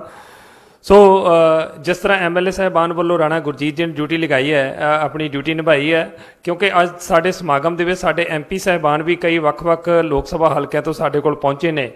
ਉਹਨਾਂ ਦੀ ਹਾਜ਼ਰੀ ਲਗਵਾਉਣ ਵਾਸਤੇ ਮੈਂ ਬੇਨਤੀ ਕਰਾਂਗਾ ਸਰਦਾਰ ਜਸਵੀਰ ਸਿੰਘ ਡਿੰਪਾ ਜੀ ਨੂੰ ਕਿ ਉਹ ਸਮੂਹ ਜੋ ਲੋਕ ਸਭਾ ਮੈਂਬਰ ਸਾਹਿਬਾਨ ਅੱਜ ਸਾਡੇ ਸਮਾਗਮ ਦੇ ਵਿੱਚ ਚੱਲ ਕੇ ਆਏ ਨੇ, ਉਹਨਾਂ ਦੀ ਨੁਮਾਇੰਦਗੀ ਕਰਨ, ਉਹਨਾਂ ਵੱਲੋਂ ਆਪਣੇ ਵਿਚਾਰ ਸਾਂਝੇ ਕਰਨ, ਸਾਡੇ ਮਾਨਯੋਗ ਮੁੱਖ ਮੰਤਰੀ ਜੀ ਦਾ ਧੰਨਵਾਦ ਵੀ ਕਰਨ ਕਿ ਉਹਨਾਂ ਨੇ ਇਸ ਪ੍ਰੋਜੈਕਟ ਲਈ ਜ਼ਿਲ੍ਹਾ ਕਪੂਰਥਲਾ ਨੂੰ ਚੁਣਿਆ ਤੇ ਇਸ ਇਲਾਕੇ ਨੂੰ ਚੁਣਿਆ। ਇਹਦੀ ਬਹੁਤ ਵੱਡੀ ਦੇਣ ਬਣੇਗੀ। ਸਰਦਾਰ ਜਸਵੀਰ ਸਿੰਘ ਡਿੰਪਾ ਜੀ, MP ਸ਼੍ਰੀ ਖਡੂਰ ਸਾਹਿਬ। ਅੱਜ ਦੇ ਇਸ ਮੁਬਾਰਕ ਦਿਨ ਤੇ ਮੈਂ ਆਪਣੇ ਕਰਮਯੋਗੀ ਮੁੱਖ ਮੰਤਰੀ ਸਰਦਾਰ ਚਰਨਜੀਤ ਸਿੰਘ ਜੀ ਚੰਨੀ ਹੋਣਾ ਨੂੰ ਇੱਥੇ ਆਉਣ ਤੇ ਮੈਂ ਉਹਨਾਂ ਨੂੰ ਜੀ ਆਇਆਂ ਵੀ ਕਹਿਣਾ ਹਾਂ, ਉਹਨਾਂ ਦਾ ਕੋਟਨ ਧੰਨਵਾਦੀ ਵੀ ਹਾਂ, ਜਿਨ੍ਹਾਂ ਨੇ ਜਿਹੜੇ ਇਹ PTU ਆ ਕਪੂਰਥਲਾ, ਇਹ ਮੇਰੇ ਪਾਰਲੀਮੈਂਟ ਹਲਕੇ ਦੇ ਵਿੱਚ ਹੈ, ਰਾਣਾ ਗੁਰਜੀਤ ਸਿੰਘ ਹੋਣਾ ਦੀ ਅਸੈਂਬਲੀ ਕੌਂਸਟੀਟੂਐਂਸੀ ਦੇ ਵਿੱਚ ਹੈ। ਇਹਨਾਂ ਵੱਲੋਂ ਵੀ ਦਿਲ ਦੀਆਂ ਗਹਿਰਾਈਆਂ ਤੋਂ ਇਹਨਾਂ ਦਾ ਧੰਨਵਾਦੀ ਹਾਂ, ਜਿਹੜਾ ਇਹਨਾਂ ਨੇ ਆਪਣੇ ਕਰ ਕਮਲਾਂ ਦੇ ਨਾਲ, ਇਹਨਾਂ ਦਾ ਬ੍ਰੇਨ ਚਾਈਲਡ ਹੈ ਜਿਹੜਾ ਬਾਬਾ ਸਾਹਿਬ ਭੀਮ ਰਾਓ ਅੰਬੇਦਕਰ ਜੀ ਜਿਹੜਾ ਮਿਊਜ਼ੀਅਮ ਬਣ ਜਾ ਰਿਹਾ, ਸਟੇਟ ਆਫ ਆਰਟ ਮਿਊਜ਼ੀਅਮ, ਉਹ ਚੰਨੀ ਜੀ ਦੇ ਜਿਹੜੇ ਆ ਵਾ ਉਹ ਬ੍ਰੇਨ ਚਾਈਲਡ ਆ। ਇਹਨਾਂ ਨੇ ਬਤੌਰ ਟੈਕਨੀਕਲ ਮਿਨਿਸਟਰ 2 ਬਹੁਤ ਵੱਡੇ ਫੈਸਲੇ ਲਏ। ਇੱਕ ਜਿਹੜੀ ਚਮਕੌਰ ਸਾਹਿਬ ਵਿਖੇ ਇਹਨਾਂ ਵੱਲੋਂ ਟੈਕਨੀਕਲ ਯੂਨੀਵਰਸਿਟੀ ਬਣਾਈ ਜਾ ਰਹੀ ਆ, ਜਿਹਨੂੰ ਸਕਿੱਲ ਡਿਵੈਲਪਮੈਂਟ ਯੂਨੀਵਰਸਿਟੀ ਵੀ ਕਿਹਾ ਜਾਂਦਾ, ਤੇ ਦੂਸਰਾ ਜਿਹੜਾ ਇਹ ਬਾਬਾ ਸਾਹਿਬ ਦਾ ਜੇ ਮਿਊਜ਼ੀਅਮ ਆ। ਮੈਂ ਚੰਨੀ ਜੀ ਦੀ ਜਿਹੜੀ ਇੱਕ ਸਭ ਤੋਂ ਖਾਸੀਅਤ ਹੈ, ਇਹ ਜਿੰਨੇ ਦਲਿਤਾਂ 'ਚ ਹਰਮਨ ਪਿਆਰੇ ਨੇ, ਉਹਨੇ ਇਹ ਜ਼ਿਮੀਂਦਾਰਾਂ ਦੇ ਨਾਲ ਕਿਸਾਨਾਂ ਦੇ ਹਿੱਤਾਂ ਦੇ ਵਾਸਤੇ ਲੜਦੇ ਨੇ, ਉਹਨਾਂ ਹੀ ਇਹ ਦੁਕਾਨਦਾਰ ਤੇ ਵਪਾਰੀਆਂ ਵਾਸਤੇ ਲੜਦੇ, ਤੇ ਹਰ ਵਰਗ ਦੇ ਲੋਕ ਚੰਨੀ ਜੀ ਨੂੰ ਆਪਣਾ ਸਮਝਦੇ ਆ। ਇਹੀ ਇਹਨਾਂ ਦੀ ਸ਼ਖਸੀਅਤ ਆ। ਮੈਂ ਇੱਥੇ ਬਿਰਾਜਮਾਨ ਆਪਣੇ ਸਾਥੀ ਚੌਧਰੀ ਸੰਤੋਖ ਸਿੰਘ ਜੀ, ਮੁਹੰਮਦ ਸਦੀਕ ਸਾਹਿਬ, ਰਾਣਾ ਗੁਰਜੀਤ ਜੀ, ਨਵਤੇਜ ਚੀਮਾ ਜੀ, ਸੁਖਪਾਲ ਖਹਿਰਾ ਜੀ, ਡਾਕਟਰ ਰਾਜ ਕੁਮਾਰ ਜੀ, ਅਸ਼ਵਨੀ ਜੀ, ਮਹਿੰਦਰ ਸਿੰਘ ਕੇਪੀ ਸਾਹਿਬ, ਮਾਨ ਸਾਹਿਬ, ਮੈਂ ਉਧਰ ਬਲਵਿੰਦਰ ਧਾਲੀਵਾਲ ਜੀ, ਸਾਡੇ ਲਾਡੀ ਜੀ ਸ਼ੇਰੋਵਾਲੀਆ ਸਾਹਿਬ, ਤੇ ਇਸ ਮਹਿਕਮੇ ਦਾ, ਇੱਥੋਂ ਦੇ ਵੀਸੀ ਦਾ, ਇੱਥੋਂ ਦੇ EMPLOYEES ਦਾ, ਸਟੂਡੈਂਟਸ ਦਾ ਦਿਲ ਦੀਆਂ ਗਹਿਰਾਈਆਂ ਤੋਂ ਧੰਨਵਾਦੀ ਹਾਂ ਕਿ ਜਿਨ੍ਹਾਂ ਨੇ ਇਸ ਇੱਕ ਸੰਸਥਾ ਨੂੰ, ਉਸ ਨੂੰ ਇੱਕ ਮਿਆਰ ਦੇ ਉੱਤੇ ਲਿਆ ਕੇ ਰੱਖਿਆ ਹੈ। ਮੈਂ ਸਮਝਦਾ ਕਿ ਜਿੰਨੀ ਤੇਜ਼ੀ ਦੇ ਨਾਲ, ਜਿੰਨੀ ਸਪੀਡ ਦੇ ਨਾਲ ਅੱਜ ਪੰਜਾਬ ਸਰਕਾਰ ਲੋਕਾਂ ਦੀਆਂ ਆਸ਼ਾਵਾਂ ਤੇ ਪੂਰਾ ਉਤਰ ਰਹੀ ਹੈ, ਜਿੰਨੀ ਤੇਜ਼ੀ ਦੇ ਨਾਲ ਲੋਕ ਭਲਾਈ, ਨੌਜਵਾਨ ਭਲਾਈ ਤੇ ਪੰਜਾਬ ਭਲਾਈ ਜਿਹੜੀਆਂ ਵਾ ਉਹ ਫੈਸਲੇ ਹੋ ਰਹੇ ਨੇ, ਮੈਨੂੰ ਇੰਨਾ ਜ਼ਰੂਰ ਮਾਣ ਹੈ ਕਿ ਚੰਨੀ ਜੀ ਇਹ ਦੁਆਵਾਂ ਤੁਹਾਨੂੰ ਜ਼ਰੂਰ ਮਿਲਣਗੀਆਂ। ਇਹਨਾਂ ਸ਼ਬਦਾਂ ਦੇ ਨਾਲ ਇੱਕ ਵਾਰ ਫੇਰ ਮੈਂ ਅਰਦਾਸ ਕਰਦਾ ਸੱਚੇ ਪਿਤਾ ਗੁਰੂ ਤੇਗ ਬਹਾਦਰ ਸਾਹਿਬ ਜੀ ਦੇ ਪਾਵਨ ਪਵਿੱਤਰ ਚਰਨਾਂ ਦੇ ਵਿੱਚ ਕਿ ਸੱਚੇ ਪਾਤਸ਼ਾਹ ਜੀ ਚੰਨੀ ਜੀ ਨੂੰ ਸਿਹਤਯਾਬੀ ਬਖਸ਼ਿਓ, ਤੰਦਰੁਸਤੀ ਬਖਸ਼ਿਓ, ਹਿੰਮਤ ਬਖਸ਼ਿਓ, ਤਾਂ ਜੋ ਇਸ ਪਾਵਨ ਧਰਤੀ ਦਾ, ਗੁਰੂ ਨਾਨਕ ਸਾਹਿਬ ਦੀ ਧਰਤੀ ਦਾ ਜਿਹੜਾ ਵਾ ਇਹ ਲੰਬੀ ਸੇਵਾ ਕਰ ਸਕਣ। ਵਾਹਿਗੁਰੂ ਜੀ ਕਾ ਖਾਲਸਾ, ਵਾਹਿਗੁਰੂ ਜੀ ਕੀ ਫਤਿਹ। ਬਹੁਤ ਵੱਡੀ ਗੱਲ ਹੈ ਕਿ ਆਪਾਂ ਅੱਜ ਸ਼੍ਰੀ ਗੁਰੂ ਨਾਨਕ ਦੇਵ ਜੀ ਦੀ ਪਾਵਨ ਪਵਿੱਤਰ ਧਰਤੀ ਤੇ ਆਪਾਂ ਬੈਠੇ ਹਾਂ। ਰਾਣਾ ਆਪਣੇ ਸਾਡੇ ਜਸਵੀਰ ਸਿੰਘ ਡੈਂਪਾ ਸਾਹਿਬ ਨੇ ਇਹ ਸਮਾਂ ਸਾਨੂੰ ਯਾਦ ਕਰਾਇਆ। ਸੋ ਬਹੁਤ ਹੀ ਸੁਭਾਗੇ ਹਾਂ ਆਪਾਂ ਸਾਰੇ ਅੱਜ ਦੇ ਸਮਾਗਮ ਦੇ ਵਿੱਚ ਆਪਾਂ ਬੈਠੇ ਹਾਂ, ਤੇ ਪੰਜਾਬ ਸਰਕਾਰ ਦਾ ਇਹ ਖੁਸ਼ੀ ਹੈ ਕਿ ਇਸ ਧਰਤੀ ਦੇ ਉੱਤੇ 2 ਪ੍ਰੋਜੈਕਟ ਇੱਦਾਂ ਦੇ ਸ਼ੁਰੂ ਕੀਤੇ ਗਏ ਨੇ। ਸੋ ਸਾਡੇ ਜੋ ਅੱਜ ਦੇ ਸਮਾਗਮ ਦੀ ਜੋ ਕਲਚਰ ਆਈਟਮ ਸੀਗੀ ਸਾਡੀ ਅਗਲੀ, ਉਹਦਾ ਸਮਾਂ ਹੋ ਗਿਆ। ਮੈਂ ਬੇਨਤੀ ਕਰਾਂਗਾ ਸਾਡੇ PTU ਦੇ ਬੱਚੇ ਜਿਨ੍ਹਾਂ ਨੇ ਭੰਗੜੇ ਦੀ ਪੇਸ਼ਕਾਰੀ ਕਰਨੀ ਆ ਕਿ ਉਹ ਮੰਚ ਤੇ ਆ ਕੇ ਆਪਣੀ ਪੇਸ਼ਕਾਰੀ ਕਰਨ। 2 ਮਿੰਟ ਦੀ ਹੈ ਸਰ।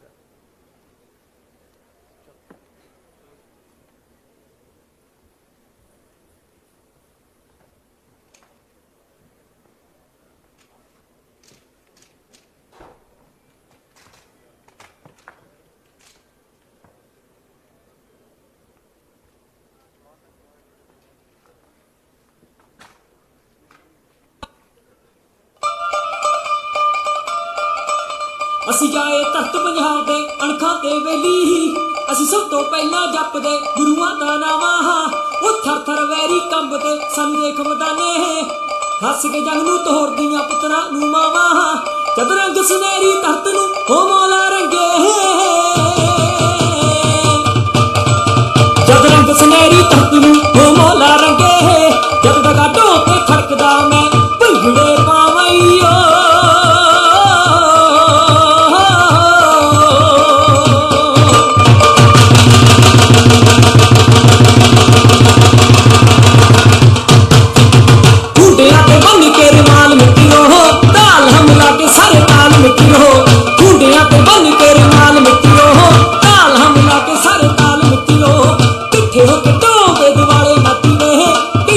ਸਾਰੇ ਨੇ ਵਿਚਾਲੇ ਨੱਚਦੇ, ਰਲ ਮਿਲ ਟੋਬਰਾਂ ਨੇ ਪਾਈਆਂ ਬੋਲੀਆਂ,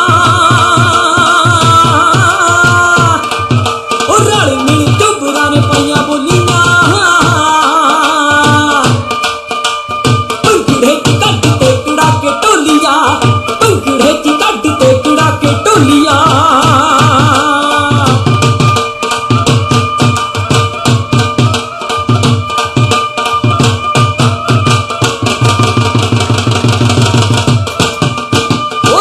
ਸਾਡੇ ਹੱਥਾਂ ਵਿੱਚ ਵੇਖ ਸੋਹਣੀਏ ਨੀ ਅੱਜ ਕਿੰਜ ਖੜ ਕੇ, ਮੁੱਢਿਆਂ ਦੀ ਝੜਦੀ ਜਵਾਨੀ ਵੇਖ ਕੇ ਨੀ ਤੇਰਾ ਦਿਲ ਧੜਕੇ। ਮੁੱਛਾਂ ਟੁੰਡੀਆਂ ਤੇ ਕਿਵੇਂ ਚਿਹਰੇ ਟੱਕਦੇ, ਲਾਲੀ ਠਾਠਾਂ ਮਾਰਦੀ ਓ। ਮੁੱਛਾਂ ਟੁੰਡੀਆਂ ਤੇ ਕਿਵੇਂ ਚਿਹਰੇ ਟੱਕਦੇ, ਉਹ ਲਾਲੀ ਠਾਠਾਂ ਮਾਰਦੀ। ਢੋਲ ਦੇ ਡੱਗੇ ਤੇ ਆ ਕੇ ਵੇਖੀ ਅਲੀੜੇ ਜਵਾਨੀ ਨੱਚੇ ਯਾਰ ਦੀ।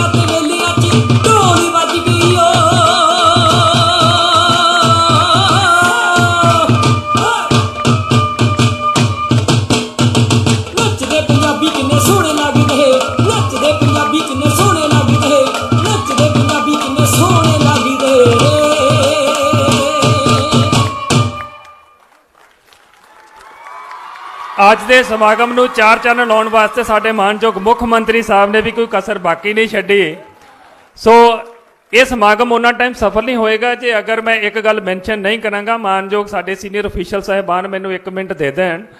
ਸੋ ਜੋ ਬੱਚੇ ਆਪਣੇ ਪਰਫਾਰਮ ਕਰ ਰਹੇ ਨੇ ਇਹ ਸਾਰੇ ਪੀਟੀਯੂ ਦੇ ਬੱਚੇ ਨੇ ਤੇ ਮੇਰੇ ਯਾਦ ਹੈ, ਮੇਰੇ ਚੇਤਿਆਂ ਦੇ ਵਿੱਚ ਹੈ ਕਿ ਜਦੋਂ ਮਾਨਯੋਗ ਸਰਦਾਰ ਚਰਨਜੀਤ ਸਿੰਘ ਚੰਨੀ ਜੀ ਨੇ ਟੈਕਨੀਕਲ ਐਜੂਕੇਸ਼ਨ ਡਿਪਾਰਟਮੈਂਟ ਦਾ ਆਪਣਾ ਪੋਰਟਫੋਲੀਓ ਸੰਭਾਲਿਆ ਸੀ ਤਾਂ ਸਭ ਤੋਂ ਪਹਿਲਾਂ ਉਹਨਾਂ ਨੇ ਇਹ ਗੱਲ ਮਹਿਸੂਸ ਕੀਤੀ ਸੀ ਕਿ ਜੋ ਪੰਜਾਬ ਟੈਕਨੀਕਲ ਯੂਨੀਵਰਸਿਟੀ ਦੇ ਬੱਚੇ ਨੇ ਉਹਨਾਂ ਨੂੰ ਸਿਰਫ ਟੈਕਨੀਕਲ ਐਜੂਕੇਸ਼ਨ ਤੱਕ ਹੀ ਸੀਮਤ ਰੱਖਿਆ ਜਾਂਦਾ ਤੇ ਉਹਨਾਂ ਤੋਂ ਜ਼ਿਆਦਾ ਐਕਸਪੈਕਟੇਸ਼ਨਸ ਨਹੀਂ ਕੀਤੀਆਂ ਜਾਂਦੀਆਂ ਕਿ ਇਹ ਕਲਚਰ ਦੇ ਵਿੱਚ ਵੀ ਜਾਂ ਹੋਰ ਐਕਸਟਰਾ ਕਰਿਕੂਲਰ ਐਕਟੀਵਿਟੀਜ਼ ਦੇ ਵਿੱਚ ਬਹੁਤ ਵਧੀਆ ਪਰਫਾਰਮ ਕਰ ਸਕਦੇ ਆ। ਸੋ ਸਰ ਦਾ ਇਹ ਸੁਪਨਾ ਸੀ ਕਿ ਇਹ ਬੱਚੇ ਵੀ ਯੁਵਕ ਮੇਲੇ ਕਰਵਾਉਣ, ਉਹਨਾਂ 'ਚ ਪਾਰਟਿਸਿਪੇਟ ਕਰਨ ਤੇ ਆਪਣੇ ਪ੍ਰਦਰਸ਼ਨ ਕਰਨ। ਸੋ ਯੁਵਕ ਮੇਲਿਆਂ ਦੀ ਜੋ ਆਰੰਭਤਾ ਕੀਤੀ ਸੀ ਉਹ ਵੀ ਸਾਡੇ ਮਾਨਯੋਗ ਮੁੱਖ ਮੰਤਰੀ ਜੀ ਨੂੰ ਉਹਦਾ ਸਿਹਰਾ ਜਾਂਦਾ ਹੈ ਕਿ ਉਹਨਾਂ ਨੇ, ਮੈਂ ਤਾੜੀਆਂ ਜ਼ਰੂਰ ਮਾਨ, ਘੱਟੋ ਘੱਟ ਪੀਟੀਯੂ ਦੇ ਬੱਚੇ ਜ਼ਰੂਰ ਤਾੜੀਆਂ ਮਾਨ ਕਿ ਇਹ ਯੁਵਕ ਮੇਲਿਆਂ ਦੇ ਨਾਲ ਜੋੜਨ ਦਾ ਜੋ ਉਪਰਾਲਾ ਹੈ ਸਾਡੇ ਸਰਦਾਰ ਚਰਨਜੀਤ ਸਿੰਘ ਚੰਨੀ ਜੀ ਦੇ ਸਿਰ ਜਾਂਦਾ ਹੈ। ਸੋ ਉਹਨਾਂ ਵੱਲੋਂ ਯੁਵਕ ਮੇਲੇ ਕਰਵਾਏ ਤੇ ਉਹਨਾਂ ਦੇ ਬੱਚਿਆਂ ਨੂੰ ਮੋਟੀਵੇਟ ਕੀਤਾ ਤੇ ਨਤੀਜਾ ਇਹ ਕਿ ਬੱਚੇ ਅੱਜ ਇੱਥੇ ਪਰਫਾਰਮ ਕਰ ਰਹੇ ਨੇ। ਜੇ ਕਿਤੇ ਇਹ ਉਪਰਾਲਾ ਨਾ ਕੀਤਾ ਹੁੰਦਾ ਤਾਂ ਹੋ ਸਕਦਾ ਸਾਨੂੰ ਅੱਜ ਇੱਥੇ ਪ੍ਰੋਫੈਸ਼ਨਲ ਗਰੁੱਪ ਹਾਇਰ ਕਰਨਾ ਪੈਂਦਾ ਜਾਂ ਕਿਸੇ ਹੋਰ ਯੂਨੀਵਰਸਿਟੀ ਤੋਂ ਬੱਚੇ ਬਣਾਏ ਜਾਂਦੇ। ਸੋ ਸਾਰੇ ਬੱਚੇ ਤਾੜੀਆਂ ਤੁਹਾਡੇ ਵਾਸਤੇ, ਪੀਟੀਯੂ ਵਾਸਤੇ, ਇਹ ਉਹਨਾਂ ਦੀ ਬਹੁਤ ਵੱਡੀ ਉਪਲਬਧੀ ਹੈ। ਸੋ ਇਸ ਸਮਾਗਮ ਦੇ ਸਿਖਰ ਵੱਲ ਨੂੰ ਵਧਦੇ ਹਾਂ। ਮੈਂ ਇਸ ਸਮਾਗਮ ਦੀ ਸ਼ਾਨ, ਅੱਜ ਦੇ ਸਾਡੇ ਸਮਾਗਮ ਦੇ ਸਿਰਤਾਜ ਸਾਡੇ ਮਾਨਯੋਗ ਮੁੱਖ ਮੰਤਰੀ ਸਰਦਾਰ ਚਰਨਜੀਤ ਸਿੰਘ ਚੰਨੀ ਜੀ, ਮੈਂ ਉਹਨਾਂ ਨੂੰ ਬੇਨਤੀ ਕਰਾਂਗਾ ਕਿ ਉਹ ਆਪਣੇ ਮੁਬਾਰਕ ਕਦਮ ਇਸ ਮੰਚ ਤੇ ਲੈ ਕੇ ਆਉਣ, ਆਪਣੀ ਸ਼ਖਸੀਅਤ ਨੂੰ ਸਾਡੇ ਰੂਬਰੂ ਕਰਨ। ਉਹਨਾਂ ਦੀ ਸ਼ਖਸੀਅਤ ਬਾਰੇ ਅਸੀਂ ਸਾਰੇ ਜਾਣਦੇ ਹਾਂ, ਪਰ ਉਹਨਾਂ ਦਾ ਇੱਕ ਇੱਕ ਸ਼ਬਦ ਅੱਜ ਦੇ ਇਸ ਸਮਾਗਮ ਦੇ ਰਾਹੀਂ ਸਾਨੂੰ ਨਵੀਂ ਅਗਵਾਈ ਪ੍ਰਦਾਨ ਕਰੇਗਾ। ਉਹਨਾਂ ਦਾ ਵਿਜ਼ਨ ਉਹ ਸਾਡੇ ਨਾਲ ਸ਼ੇਅਰ ਹੋਏਗਾ ਕਿ ਉਹਨਾਂ ਨੇ ਇਸ ਸਮੇਂ ਦੌਰਾਨ ਉਹਨਾਂ ਨੇ ਸਾਡੇ ਪੰਜਾਬ ਵਾਸਤੇ, ਸਾਡੇ ਲੋਕਾਂ ਵਾਸਤੇ ਕੀ ਕੀ ਸੋਚਿਆ। ਸੋ ਤਾੜੀਆਂ ਦੇ ਵਿੱਚ ਸਾਡੇ ਮਾਨਯੋਗ ਮੁੱਖ ਮੰਤਰੀ ਸਰਦਾਰ ਚਰਨਜੀਤ ਸਿੰਘ ਚੰਨੀ ਜੀ।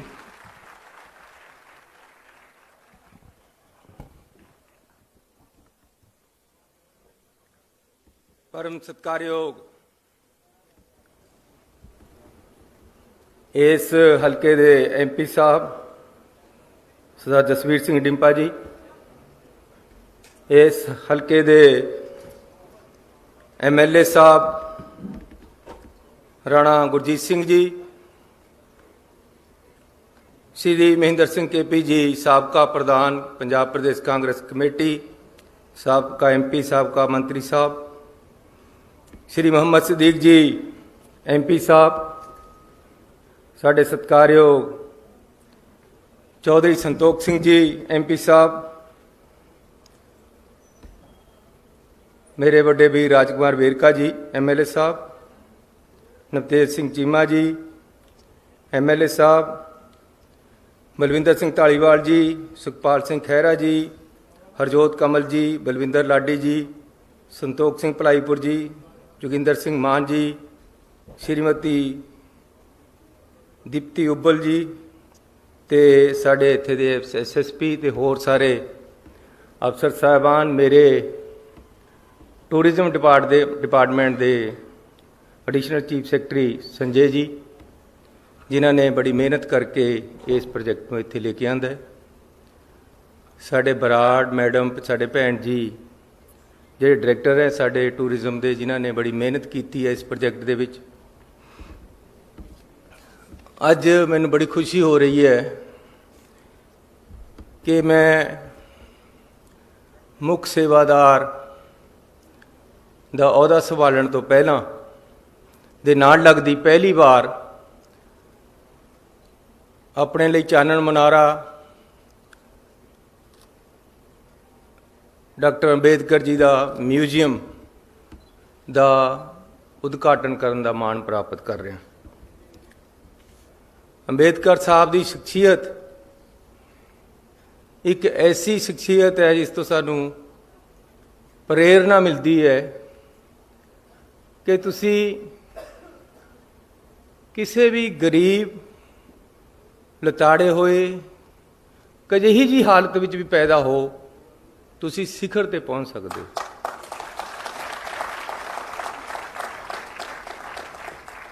ਜ਼ਰੂਰੀ ਨਹੀਂ ਤੁਹਾਨੂੰ ਬਹੁਤ ਚੰਗਾ ਇਨਵਾਇਰਨਮੈਂਟ ਮਿਲੇ ਅੱਗੇ ਵਧਣ ਵਾਸਤੇ। ਸੰਘਰਸ਼, ਦ੍ਰਿੜਤਾ, ਨਿਸ਼ਠਾ ਹੋਣੀ ਚਾਹੀਦੀ ਹੈ ਅੱਗੇ ਵਧਣ ਲਈ, ਤੇ ਤੁਸੀਂ ਅੱਗੇ ਵਧ ਸਕਦੇ ਹੋ। ਬਿਲਕੁਲ ਗਰੀਬ ਪਰਿਵਾਰ 'ਚ ਪੈਦਾ ਹੋ ਕੇ ਉਹਨਾਂ ਨੇ ਸਿਖਰ ਦੀ ਪੜ੍ਹਾਈ ਕੀਤੀ, ਔਰ ਸਭ ਤੋਂ ਬੜੀ ਗੱਲ ਇਹ ਹੈ ਕਿ ਅਖੀਰ ਤੱਕ ਪੜ੍ਹਦੇ ਰਹੇ ਆਪਣੇ ਜੀਵਨ ਦੇ ਵਿੱਚ। ਆਪਣੇ ਆਪ ਨੂੰ ਸਟਰੈਂਥਨ ਕਰਨਾ ਲਗਾਤਾਰ ਜਾਰੀ ਰੱਖਣਾ ਚਾਹੀਦਾ ਹੈ। ਨੌਜਵਾਨ ਵੀਰ ਮੇਰੇ ਭੈਣਾਂ ਇੱਥੇ ਬੈਠੀਆਂ, ਬੱਚੇ ਬੈਠੇ ਹੈ, ਇਹਨਾਂ ਕਰਕੇ ਮੈਂ ਇਹ ਇੱਕ ਦੋ ਗੱਲਾਂ ਕਰਨੀਆਂ ਚਾਹੁੰਦਾ। ਜਦ ਅਸੀਂ ਅੰਬੇਦਕਰ ਸਾਹਿਬ ਵੱਲ ਨੂੰ ਦੇਖਦੇ ਹਾਂ ਤਾਂ ਸਾਨੂੰ ਇਹ ਸੋਚ ਮਿਲਦੀ ਹੈ, ਜਿਹੜਾ ਉਹਨਾਂ ਨੇ ਕਿਹਾ ਕਿ ਪੜ੍ਹੋ, ਜੋੜੋ ਤੇ ਸੰਘਰਸ਼ ਕਰੋ। ਜ਼ਿੰਦਗੀ ਦੇ ਵਿੱਚ ਅੱਗੇ ਵਧਣ ਵਾਸਤੇ ਲਗਾਤਾਰ ਆਪਣੇ ਆਪ ਨੂੰ ਸਟਰੈਂਥਨ ਕਰਦੇ ਰਹਿਣਾ ਜ਼ਰੂਰੀ ਹੈ, ਜਿਸ ਤਰ੍ਹਾਂ ਉਹਨਾਂ ਨੇ ਕੀਤਾ ਹੈ। ਉਹਨਾਂ ਦੇ ਹਾਲਾਤ ਜਿਸ ਤਰੀਕੇ ਦੇ ਸੀਗੇ, ਉਦੋਂ ਤਾਂ ਮਤਲਬ ਇਹ ਸੀ ਕਿ ਤੁਹਾਨੂੰ ਪਾਣੀ ਨਹੀਂ ਸੀ ਖੂਹ ਤੋਂ ਭਰਨ ਦਿੰਦੇ, ਦੂਰ ਹੀ ਬੈਠਣਾ ਪੈਂਦਾ ਸੀ। ਜੇ ਕੋਈ ਵੱਡਾ ਬੰਦਾ ਆ ਰਿਹਾ ਤਾਂ ਤੁਹਾਨੂੰ ਪਾਸੇ ਹੋਣਾ ਪੈਂਦਾ ਸੀ, ਨਹੀਂ ਤਾਂ ਫਿਰ ਕੋੜੇ ਖਾਣੇ ਪੈਂਦੇ ਸੀ। ਊਚ ਨੀਚਤਾ ਦਾ ਇੰਨਾ ਪ੍ਰਭਾਵ ਸੀ। ਅੱਜ ਤਾਂ ਉਹਨਾਂ ਦੀ ਦੇਣ ਹੈ, ਆ ਡੈਮੋਕ੍ਰੇਸੀ ਦੀ ਦੇਣ ਹੈ, ਜਵਾਹਰ ਲਾਲ ਨਹਿਰੂ ਵਰਗੀ ਚੰਗੀ ਸੋਚ ਵਰਗੇ ਬੰਦਿਆਂ ਦੀ ਦੇਣ ਹੈ ਉਹਨਾਂ ਦੇ ਨਾਲ, ਕਿ ਅੱਜ ਅਸੀਂ ਕਿਸ ਤਰੀਕੇ ਦੇ ਨਾਲ ਇਕੱਠੇ ਬੈਠੇ, ਇੱਕ ਗੁਲਦਸਤਾ ਬਣੀ ਬੈਠੇ ਹਾਂ ਅਸੀਂ। ਉਦੋਂ ਨਹੀਂ ਸੀ, ਲੇਕਿਨ ਉਹਨਾਂ ਹਾਲਾਤਾਂ ਵਿੱਚ ਵੀ ਅੱਗੇ ਵਧੇ। ਹਾਲਾਤ ਕਹੇ ਜੇ ਵੀ ਹੋਣ, ਤੁਹਾਨੂੰ ਇੱਕ ਟੀਚਾ ਬਣਾ ਕੇ ਅੱਗੇ ਵਧਣਾ ਪਏਗਾ, ਤੁਸੀਂ ਵਧੋਗੇ। मंजिल उन्हीं को मिलती है जिनके सपनों में जान होती है। खाली पंखों से कुछ नहीं होता, हौसलों से परवान होती है। हौसले रखने पैणगे नौजवानों नूं अगे बढ़न वास्ते। मैं भी इसी तरह पढ़िया इन्हां नूं देख देख के। मेरे पास भी इन्ने साधन नहीं सी, लेकिन मैं पढ़िया है और अज तक पढ़ रहे हैं। अपने आप को हर रोज़ कोशिश करदा कि अपने आप को स्ट्रेंथन करा, ताकत लेके आवां अपने आप च। खाली दिमागी जिसमानी हर तरह की कोशिश तुहानूं करते रहना पेगा। जब मैं पढ़न जांदा सी तां मैनूं पहलां बापू दे नाल टेंट लाउण जाना पैंदा सी सवेरे सवेरे, फिर स्कूल जांदा सी मैं या कालेज। जब मैं कालेज विच सी तां 2 मੱਝਾਂ ਦਾ टोका एक हफ्ते का करके रख के जाना पैंदा सी घर, ਜਿਹੜਾ ਬਾਅਦ ਦੇ ਵਿੱਚ ਚੱਲਦਾ ਸੀ, ਤੇ ਅਗਲੇ ਹਫਤੇ ਫੇਰ ਆ ਕੇ ਕਰਨਾ ਹੈ। ਇਹ ਮਿਹਨਤ ਲਗਾਤਾਰ ਇਸ ਤਰ੍ਹਾਂ ਇਹਨਾਂ ਹਾਲਾਤਾਂ 'ਚੋਂ ਵੀ ਤੁਸੀਂ ਅੱਗੇ ਨਿਕਲ ਸਕਦੇ ਹੋ। ਮੈਂ ਉਹਨਾਂ ਨੌਜਵਾਨਾਂ ਨੂੰ ਉਹਨਾਂ ਨੂੰ ਕਹਿਣਾ ਚਾਹੁੰਦਾ ਕਿ ਤੁਸੀਂ ਹਾਲਾਤਾਂ 'ਚੋਂ ਅੱਗੇ ਵੱਧ ਸਕਦੇ ਹੋ। ਤੁਹਾਡਾ ਟੀਚਾ ਹੋਣਾ ਚਾਹੀਦਾ ਹੈ। ਮੇਰੀ ਸਕੂਲ ਦੇ ਵਿੱਚ ਕਦੇ ਫੀਸ ਹੀ ਨਹੀਂ ਲੱਗੀ। ਪਹਿਲਾਂ ਤਾਂ ਰਿਜ਼ਰਵੇਸ਼ਨ ਕਰਕੇ ਮਾਫ ਹੁੰਦੀ ਸੀ, ਉਸ ਤੋਂ ਬਾਅਦ ਮੈਂ ਖੇਲਣ ਲੱਗ ਗਿਆ। ਕਾਲਜ ਦੇ ਵਿੱਚ ਮੈਂ ਸਿਰਫ ਇੱਕ ਵਾਰ ਫੀਸ ਦਿੱਤੀ ਹੈ, ਉਸ ਤੋਂ ਬਾਅਦ ਸਪੋਰਟਸ ਬੇਸ ਤੇ ਮੇਰੀ ਐਡਮਿਸ਼ਨ ਰਹੀ ਹੈ। 26 ਰੁਪਏ ਮੇਰੀ ਟੋਟਲ ਫੀਸ ਲੱਗਦੀ ਸੀ ਸਾਲ ਦੀ। ਫੀਸ ਵੀ ਫ੍ਰੀ ਤੇ ਕੱਪੜੇ ਵੀ ਫ੍ਰੀ। 150 ਰੁਪਇਆ ਮੈਨੂੰ ਨਾਲ ਕਾਲਜ ਸਟੈਪੈਂਡ ਦਿੰਦਾ ਸੀ ਪੜ੍ਹਨ ਦਾ ਉਹਨਾਂ ਦੇ ਕਾਲਜ ਦੇ ਵਿੱਚ। 150 ਰੁਪਏ ਦੇ ਨਾਲ ਹੀ ਮੈਂ ਆਪਣਾ ਖਰਚਾ ਕਰਦਾ ਸੀ। ਮੈਂ ਆਪਣੇ ਮਾਪਿਆਂ ਤੇ ਫਿਰ ਕਦੇ ਪੈਸਾ ਨਹੀਂ ਲਿਆ। ਜਦ ਮੈਂ 10ਵੀਂ ਕ੍ਰੋਸ ਕਰ ਗਿਆ ਫਿਰ ਵਜੀਫੇ ਪਰੇ ਕੰਮ ਚੱਲਿਆ। ਵਜੀਫਾ ਖੇਡਾਂ ਦਾ, ਉਹਦੇ ਨਾਲ ਪੜ੍ਹਦਾ ਸੀ ਮੈਂ। ਹੈਂਡਬਾਲ ਖੇਡਦਾ ਰਿਹਾ, 3 ਵਾਰ ਅਸੀਂ 골ਡ ਮੈਡਲ ਜਿੱਤਿਆ ਹੈਂਡਬਾਲ ਦੇ ਵਿੱਚ ਪੰਜਾਬ ਯੂਨੀਵਰਸਿਟੀ ਤੋਂ। ਪਹਿਲਾਂ ਮੈਂ BA ਕੀਤੀ, ਫਿਰ ਲਾਅ ਕਰ ਲਿਆ। ਜਦ ਮੈਂ ਪਹਿਲੀ ਵਾਰ MLA ਬਣਿਆ ਤਾਂ ਮੈਂ MBA ਕੀਤੀ PTU ਤੋਂ। ਮੈਂ ਤਾਂ ਸਟੂਡੈਂਟ ਵੀ ਹਾਂ। जब मैं दूसरी बार MLA बनया तो मैं पंजाब यूनिवर्सिटी तो MA की पोलीटिकल साइंस की। जिस दिन टिकटां वंडणियां सी, देखो तुसीं हैरानी की गल, उधर टिकटां वंडने की ਮੀਟਿੰਗ ਹੋਣੀ ਸੀ, ਉਧਰ ਮੇਰਾ ਪੇਪਰ ਸੀਗਾ। ਮੈਂ ਕਿਹਾ ਜੀ ਮੈਂ ਤਾਂ ਪੇਪਰ ਜਾਣਾ। ਕਹਿੰਦੇ ਕੱਲ ਨੂੰ ਮੀਟਿੰਗ ਹੈ, ਨਹੀਂ ਮਿਸ ਕਰ ਸਕਦਾ। ਮੈਂ ਕਿਹਾ ਪੇਪਰ ਵੀ ਨਹੀਂ ਮਿਸ ਕਰ ਸਕਦਾ। ਕਿੰਨੀ ਗ੍ਰੇਟਨੈਸ ਹੈ ਰਾਹੁਲ ਗਾਂਧੀ ਦੀ। ਕਹਿੰਦੇ ਮੇਰਾ ਜਹਾਜ਼ ਲੈ ਜਾ। ਮੈਂ ਉਹਨਾਂ ਦੇ ਜਹਾਜ਼ ਪਰ ਆ ਗਿਆ। ਮੇਰਾ ਵੀ ਨਿਸ਼ਚਾ ਸੀ, ਉਹਦੀ ਵੀ ਦਿਆਲਤਾ ਸੀ ਕਿ ਮੈਨੂੰ ਜਹਾਜ਼ ਦੇਤਾ ਆਪਣਾ। ਮੈਂ ਉਹਨਾਂ ਦੇ ਜਹਾਜ਼ ਪਰ ਆ ਕੇ ਆਪਣੇ ਟੀਚਰ ਨੂੰ ਉੱਥੇ ਹੀ ਬੁਲਾਇਆ। ਰਸਤੇ ਵਿੱਚ ਅਸੀਂ ਪੜ੍ਹਦੇ ਆਏ, ਸਵੇਰੇ ਪੇਪਰ ਦਿੱਤਾ, ਸਾਰੀ ਰਾਤ ਸੁੱਤਾ ਨਹੀਂ। ਪੇਪਰ ਦੇ ਕੇ ਮੈਂ ਫਿਰ ਮੁੜ ਗਿਆ, ਐਮਏ ਪਾਸ ਹੋ ਗਿਆ। ਹੁਣ ਮੈਂ PhD ਕਰ ਰਿਹਾ ਹਾਂ, ਤੇ ਉਹ ਵੀ ਪੰਜਾਬ ਯੂਨੀਵਰਸਿਟੀ ਤੋਂ ਇੰਡੀਅਨ ਨੈਸ਼ਨਲ ਕਾਂਗਰਸ ਤੇ ਕਰ ਰਿਹਾ। ਰਾਤ ਮੈਂ 2 ਵਜੇ ਵਿਹਲਾ ਹੋਇਆ, 2 ਤੋਂ 3 ਆਪਣੇ ਟੀਚਰ ਦੇ ਨਾਲ ਬੈਠਿਆ, ਕਿਉਂਕਿ ਮੈਂ ਕਿਸੇ ਤਰ੍ਹਾਂ ਵੀ ਦਸੰਬਰ ਦੇ ਵਿੱਚ ਆਪਣਾ ਥੀਸਿਸ ਸਬਮਿਟ ਕਰਨਾ ਹੈ। ਸੋ ਜਦ ਤੁਸੀਂ ਨਿਸ਼ਚਾ ਕਰੋਗੇ ਤਾਂ ਜ਼ਰੂਰ ਤਰੱਕੀ ਮਿਲੇਗੀ। मंजिल मिल ही जाएगी एक दिन, भटकते भटकते ही सही। गुमराह तो वो हैं जो घर से निकले ही नहीं।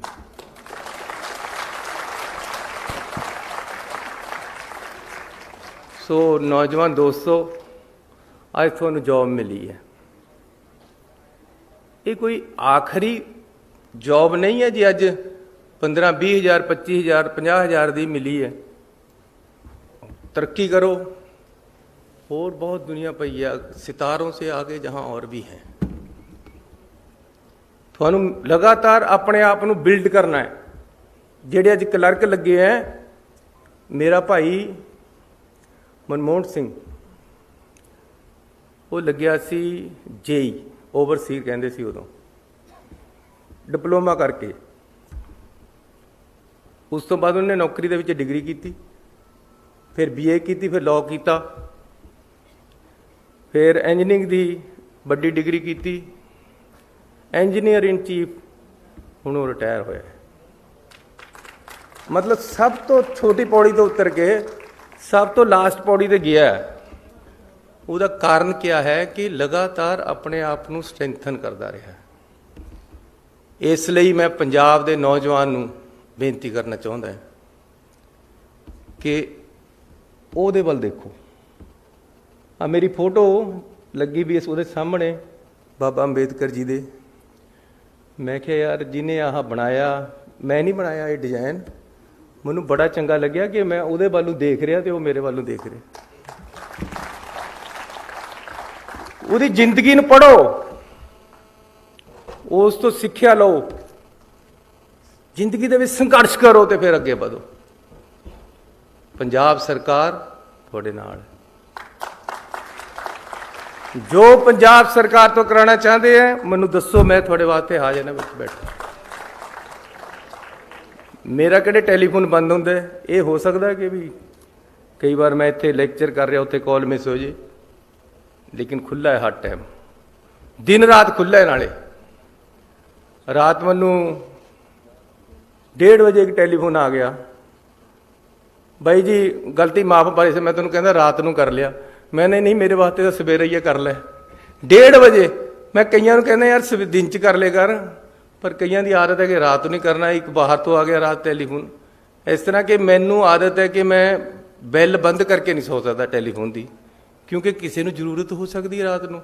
उन्हें मैनू ना करे ना मैं चक्या तो पता नहीं कही जी एमरजेंसी होवे उन्होंने। लेकिन फिर 1:30 बजे वाला जिहड़ा जगा दिंदा है, फिर 2 बजे वाला जगा दिंदा, फिर नींद नहीं होंदी पूरी। पर यह है कि मैं अपनी आदत से मजबूर है कि मैं टेलीफोन बंद करके नहीं सो सकता, क्योंकि पता नहीं किहदा आ जाना जरूरत वाले नूं।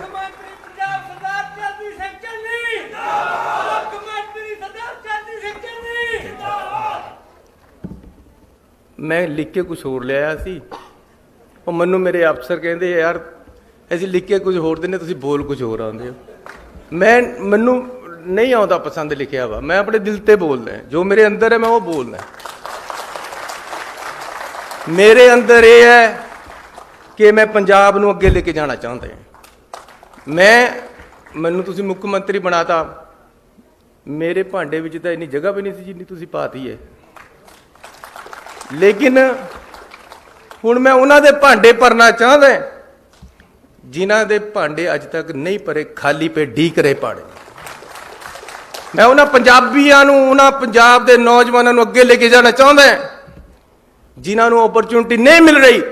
ਮੈਂ ਉਹਨਾਂ ਨੂੰ ਓਪਰਚੁਨਿਟੀ ਦੇਣਾ ਚਾਹੁੰਦਾ ਕਿ ਆਓ, ਆ ਸਟੇਜ ਖਾਲੀ ਆ, ਤੁਸੀਂ ਬੈਠੋ। ਜੇ ਮੈਂ ਬਣ ਸਕਦਾ ਮੁੱਖ ਮੰਤਰੀ ਜਿਹਦਾ ਬਾਪ ਦਾਦਾ ਰਿਹਾ ਹੀ ਕੁਛ ਨਹੀਂ, ਜਿਹਦਾ ਬਾਪ ਦਾਦਾ ਕਦੇ ਮੰਤਰੀ ਨਹੀਂ ਰਿਹਾ, ਮੁੱਖ ਮੰਤਰੀ ਨਹੀਂ ਰਿਹਾ, ਸੋਚ ਹੀ ਨਹੀਂ ਸੀ, ਫਿਰ ਤੁਸੀਂ ਕਿਉਂ ਨਹੀਂ ਬਣ ਸਕਦੇ ਯਾਰ? ਤੁਸੀਂ ਤਾਂ ਮੇਰੇ ਨਾਲ ਸਾਰੇ ਚੰਗੇ ਹੋ। ਜਿਹੜੇ ਮੇਰੇ ਹਾਲਾਤ ਸੀ, ਜੇ ਉਹਨਾਂ ਹਾਲਾਤਾਂ 'ਚ ਤੁਹਾਨੂੰ ਰੱਖਾਂ ਤਾਂ ਤੁਸੀਂ ਬਹੁਤ ਉੱਪਰ ਹੋ। ਤੁਸੀਂ ਮੇਰੇ ਤੋਂ ਬਹੁਤ ਅੱਗੇ ਜਾ ਸਕਦੇ ਹੋ। ਨੌਜਵਾਨੋ, ਤੁਸੀਂ ਪੰਜਾਬ ਨੂੰ ਅੱਗੇ ਲੈ ਕੇ ਜਾਓਗੇ। ਬਹੁਤ ਸੰਘਰਸ਼ ਕਰਨਾ ਪਏਗਾ। ਅੰਬੇਦਕਰ ਵੱਲ ਨੂੰ ਦੇਖ ਕੇ ਸੋਚ ਰੱਖਣੀ ਪਏਗੀ। ਉਹ ਅੰਬੇਦਕਰ ਜੀ ਨੇ ਲਾਅ ਕਰ ਲਿਆ ਸੀ, ਆਖਰੀ ਬਾਹਰੋਂ ਡਿਗਰੀ ਲੈ ਲਈ, ਲੇਕਿਨ ਫਿਰ ਇਕਨੋਮਿਕਸ ਪੜ੍ਹਨ ਲੱਗ ਗਏ। ਉਹ ਕਹਿੰਦੇ ਇਹਦੇ 'ਚ ਵੀ ਮਹਾਰਤ ਕਰਨੀ ਹੈ। ਹਰ ਚੀਜ਼ ਦੇ ਵਿੱਚ ਮਹਾਰਤ ਤੁਹਾਨੂੰ ਲੈ ਕੇ ਆਣੀ ਪਏਗੀ, ਤਾਂ ਤੁਸੀਂ ਅੱਗੇ ਵਧੋਗੇ, ਤਾਂ ਪੰਜਾਬ ਤਰੱਕੀ ਕਰੇਗਾ। ਜਿਹੜਾ ਥੱਲੇ ਬੈਠਾ ਹੈ ਉਸ ਨੂੰ ਖਿੱਚ ਕੇ ਉੱਪਰ ਕਰਨਾ ਹੈ, ਉਹਨੂੰ ਨਾਲ ਲਿਆਉਣਾ ਹੈ, ਖੜਾ ਕਰਨਾ ਹੈ, ਤਾਂ ਤੁਹਾਡੀ ਤਾਕਤ ਹੋਏਗੀ। ਇੱਕ ਦੂਜੇ ਦੀ ਤਾਕਤ ਦੇ ਨਾਲ ਪੰਜਾਬ ਅੱਗੇ ਵਧੇਗਾ, ਸਦਭਾਵਨਾ ਦੇ ਨਾਲ।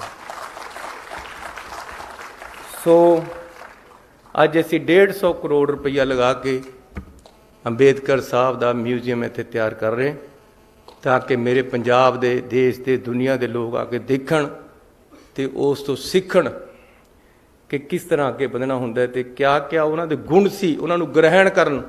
ਕਿਸ ਤਰ੍ਹਾਂ ਉਹਨਾਂ ਨੇ ਕਨਸਟੀਟਿਊਸ਼ਨ ਲਿਖਿਆ, ਕਿਸ ਤਰ੍ਹਾਂ ਕਨਸਟੀਟਿਊਸ਼ਨ ਦੀ ਕਿਆ ਭਾਵਨਾ ਹੈ, ਕਿਸ ਤਰ੍ਹਾਂ ਏਕਤਾ ਅਤੇ ਅਖੰਡਤਾ ਦੇਸ਼ ਦੀ ਨੂੰ ਕਾਇਮ ਰੱਖਣਾ ਹੈ, ਕਿਸ ਤਰ੍ਹਾਂ ਅਸੀਂ ਆਪਣੇ ਦੇਸ਼ ਨੂੰ ਮੂਹਰੇ ਰੱਖ ਕੇ ਦੇਸ਼ ਦੇ ਝੰਡੇ ਨੂੰ ਬੁਲੰਦ ਕਰਨਾ ਹੈ। ਉਹ ਅਸੀਂ ਇਸ ਮਿਊਜ਼ੀਅਮ ਵਿੱਚੋਂ ਆ ਕੇ ਦੇਖਾਂਗੇ ਤੇ ਸਿੱਖਾਂਗੇ ਤੇ ਅੱਗੇ ਵਧਾਂਗੇ। ਮੈਨੂੰ ਹੁਣ ਇੱਥੇ ਬੋਲ ਰਹੇ ਸੀ ਕਿ ਜੀ ਇਹਨੂੰ ਸਾਰਾ ਕੁਝ ਇਹ ਆਰਕੀਟੈਕਟ ਇਹਨਾਂ ਨੇ ਕੀਤਾ ਹੈ। ਅਸੀਂ ਡਿਸਕਸ ਕਰਨ ਲੱਗੇ ਕਿ ਜੀ ਇਹ ਮਿਊਜ਼ੀਅਮ ਬਣਾਉਣਾ ਮੇਰੀ ਦਿਲ ਦੀ ਸੋਚ ਹੈ ਵੀ ਆਪਾਂ ਬਣਾਉਣਾ। ਮੈਂ ਧੰਨਵਾਦ ਕਰਦਾ ਪਿਛਲੇ ਮੁੱਖ ਮੰਤਰੀ ਜੀ ਦਾ। ਮੈਂ ਉਹਨਾਂ ਨੂੰ ਜਾ ਕੇ ਕਿਹਾ, ਉਹ ਕਹਿੰਦੇ ਬਣਨਾ ਜ਼ਰੂਰੀ ਹੈ, ਬਣਾਓ। ਮੈਨੂੰ ਉਹਨਾਂ ਨੇ ਹੱਲਾਸ਼ੇਰੀ ਦਿੱਤੀ, ਕੈਪਟਨ ਅਮਰਿੰਦਰ ਸਿੰਘ ਨੇ, ਕਿ ਬਣਾਓ ਚੰਨੀ ਜੀ, ਤੁਹਾਡੀ ਸੋਚ ਹੈ, ਤੁਸੀਂ ਕਰੋ। ਮੈਂ ਕਿਹਾ ਜੀ ਇਹਦੇ ਵਾਸਤੇ ਅਸੀਂ ਪੈਸੇ ਵੀ ਆਪ ਹੀ ਅਰੇਂਜ ਕਰ ਲਾਂਗੇ। 150 ਕਰੋੜ ਰੁਪਈਆ ਯੂਨੀਵਰਸਿਟੀ ਦੇ ਰਹੀ ਹੈ, ਇਹ ਯੂਨੀਵਰਸਿਟੀ ਦਾ ਐਸੈਟ ਵੀ ਹੈ। ਮੈਂ ਯੂਨੀਵਰਸਿਟੀ ਦੇ ਸਾਰੇ ਲੋਕਾਂ ਨੂੰ ਧੰਨਵਾਦ ਦੇਣਾ ਚਾਹੁੰਦਾ ਕਿ ਤੁਹਾਡਾ ਵੀ ਐਸੈਟ ਹੈ, ਇਹ ਤੁਹਾਡਾ ਹੀ ਹੈ, ਤੁਸੀਂ ਹੀ ਇੱਥੇ ਚਲਾਉਣਾ ਤੇ ਤੁਹਾਡੀ ਹੀ ਜ਼ਮੀਨ 'ਤੇ ਬਣ ਰਿਹਾ ਹੈ। ਤੁਸੀਂ 10 ਏਕੜ ਇਸ ਵਾਸਤੇ ਦਿੱਤੀ ਹੈ, ਮੈਂ ਤੁਹਾਨੂੰ 50 ਏਕੜ ਇਸ ਤੋਂ ਪਿੱਛੇ ਤੁਹਾਡੇ ਵਾਸਤੇ ਹੋਰ ਲੈ ਕੇ ਦਿੰਦਾ, ਇਸ ਤੁਹਾਡੇ ਕੰਮ ਵਾਸਤੇ। ਸੋ ਜਦੋਂ ਅਸੀਂ ਇਹਨੂੰ ਬਣਾਉਣ ਲੱਗੇ, ਸੋਚਣ ਲੱਗੇ, ਕਿਹਾ ਮੈਂ ਕਿਹਾ ਯਾਰ ਇਹਨੂੰ ਇਸ ਤਰ੍ਹਾਂ ਦਾ ਬਣਨਾ ਕਿ ਦੂਰ ਤੇ ਪਤਾ ਲੱਗੇ ਕਿ ਇਹ ਹਿੰਦੁਸਤਾਨ ਦਾ ਨਿਸ਼ਾਨ ਹੈ ਇੱਕ, ਇਹ ਹਿੰਦੁਸਤਾਨ ਇਹਦੇ ਵਿੱਚ ਝਲਕਦਾ ਹੋਵੇ, ਸਾਡਾ ਕਨਸਟੀਟਿਊਸ਼ਨ ਇਹਦੇ ਝਲਕਦਾ ਹੋਵੇ, ਅੰਬੇਦਕਰ ਸਾਹਿਬ ਇਸ ਤਰ੍ਹਾਂ ਝਲਕਦਾ ਹੋਵੇ। ਮੈਨੂੰ ਕਹਿੰਦੇ ਜੀ ਕਿਸ ਤਰ੍ਹਾਂ ਬਣੇਗਾ? ਮੈਨੂੰ ਕੋਈ ਐਂਬਲਮ ਦੇ ਗਿਆ ਸੀ ਐਡਾ, ਉਹਦੇ ਥੱਲੇ ਇੱਦਾਂ ਪਿੱਲਰ ਲਾ ਕੇ ਉੱਪਰ ਐਂਬਲਮ ਲੱਗਿਆ ਹੋਇਆ ਸੀ, ਜਿਸ ਤਰ੍ਹਾਂ ਉਹ ਉੱਪਰ ਲੱਗਿਆ ਹੋਇਆ। ਮੈਂ ਉਹ ਚੱਕ ਕੇ ਇਹਨਾਂ ਦੇ ਮੂਹਰੇ ਆ ਰੱਖਤਾ। ਮੈਂ ਕਿਹਾ ਆਪਾਂ ਇਸ ਤਰ੍ਹਾਂ ਹੀ ਬਣਾਉਣਾ ਹੈ, ਸਾਡਾ ਦੇਸ਼ ਇਹਦੇ 'ਚ ਝਲਕਦਾ ਹੋਵੇ, ਉਹਦਾ ਚਿੰਨ੍ਹ ਇਹਦੇ 'ਚ ਝਲਕਦਾ ਹੋਵੇ, ਅੰਬੇਦਕਰ ਦਾ ਉਹਦੀ ਝਲਕ ਮਿਲੇ ਉਹਦੀ ਬਿਲਡਿੰਗ 'ਚੋਂ ਹੀ। ਅੰਦਰਲੇ ਕਿਤੇ ਜਾ ਕੇ ਪਤਾ ਹੀ ਲੱਗਣਾ। ਮੈਂ ਵੇਰਕਾ ਜੀ ਦਾ ਬੜਾ ਧੰਨਵਾਦੀ ਹਾਂ, ਇਹਨਾਂ ਨੇ ਇਹਦੇ 'ਚ ਸਾਡੀ ਬੜੀ ਮਦਦ ਕੀਤੀ, ਇਹਨਾਂ ਨੂੰ ਵੀ ਅਸੀਂ ਇਹ ਸਾਰਾ ਦਿਖਾਇਆ। ਸੋ ਅਸੀਂ ਅੰਬੇਦਕਰ ਜੀ ਨੂੰ ਇੱਥੇ ਉਹਨਾਂ ਦਾ ਮਿਊਜ਼ੀਅਮ ਬਣਾ ਕੇ, ਪੂਰੇ ਵਰਲਡ ਕਲਾਸ ਦਾ ਮਿਊਜ਼ੀਅਮ, ਬਹੁਤ ਵਧੀਆ ਇਸ ਨੂੰ ਬਣਾਇਆ ਜਾਏਗਾ। 150 ਕਰੋੜ ਰੁਪਈਆ ਇਹਦੇ 'ਚ ਲੱਗੇਗਾ। ਇਸ ਦੇ ਨਾਲ ਨਾਲ ਉਹਨਾਂ ਦੇ ਨਾਮ 'ਤੇ, ਕਿਉਂਕਿ ਜੇ ਅਸੀਂ ਕਿਸੇ ਗਰੀਬ ਨੂੰ ਉੱਪਰ ਚੱਕਣਾ ਚਾਹੁੰਦੇ ਹਾਂ, ਆਟਾ ਦਾਲਾਂ ਦੇ ਨਾਲ ਉਹ ਨਹੀਂ ਉਹਨੇ ਚੱਕ ਹੋਣਾ।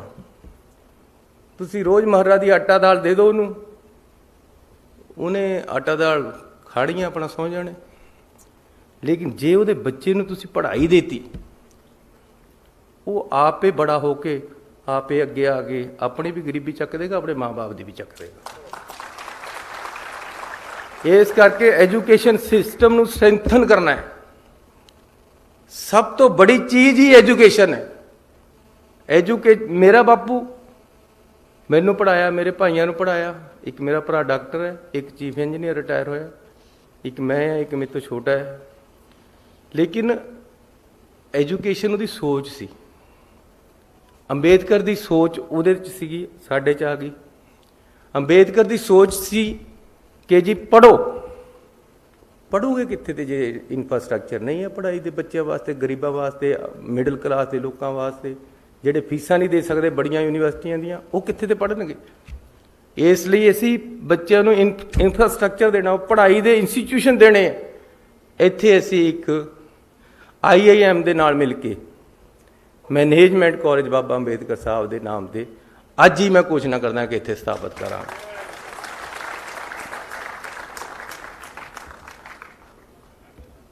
ਉਹਦਾ ਨਾਮ doctor Bhim Rao Ambedkar institute of management ਹੋਏਗਾ। IIM ਦੇ ਲੈਵਲ ਦਾ, ਅੰਮ੍ਰਿਤਸਰ ਦੀ IIM ਦੇ ਨਾਲ ਮਿਲ ਕੇ ਇਹ ਇੰਸਟੀਚਿਊਟ ਬਣੇਗਾ। ਇੱਕ ਸਕੂਲ ਆਫ ਅੰਬੇਦਕਰ ਥਾਟਸ ਦਾ ਬਣੇਗਾ ਇੱਥੇ, ਤਾਂ ਕਿ ਉਹਨਾਂ ਦੀ ਜਿਹੜੀ ਸੋਚ ਹੈ ਉਸ ਨੂੰ ਅੱਗੇ ਵਧਾਇਆ ਜਾ ਸਕੇ। Bharat Ratna doctor Baba Sahib Ambedkar centre for research in equality and development, ਇੱਕ ਇਹ ਇੱਥੇ ਬਣਾਵਾਂਗੇ। ਇੱਕ ਮੈਨੇਜਮੈਂਟ ਦਾ ਕਾਲਜ ਬਣੇਗਾ। ਇੱਕ ਜਿਸ ਤਰ੍ਹਾਂ ਡਿੰਪਾ ਜੀ ਨੇ ਦੱਸਿਆ ਸੀ ਚਮਕੌਰ ਸਾਹਿਬ ਦੇ ਵਿੱਚ ਸਕਿੱਲ ਯੂਨੀਵਰਸਿਟੀ ਬਣਾ ਰਹੇ ਹਾਂ। 2 ਮੈਡੀਕਲ ਕਾਲਜ ਜਿਹੜੀ ਗੱਲ ਕਰਕੇ ਗਏ ਸਾਡੇ ਸਤਿਕਾਰਯੋਗ MLA ਸਾਹਿਬ ਰਾਣਾ ਜੀ, ਉਹਨਾਂ ਦੀ ਅਸੀਂ ਬੜੀ ਛੇਤੀ ਸ਼ੁਰੂਆਤ ਕਰ ਦਾਂਗੇ ਰਾਣਾ ਜੀ, ਇਹਦੇ ਦੇਰ ਨਹੀਂ ਲੱਗੇਗੀ।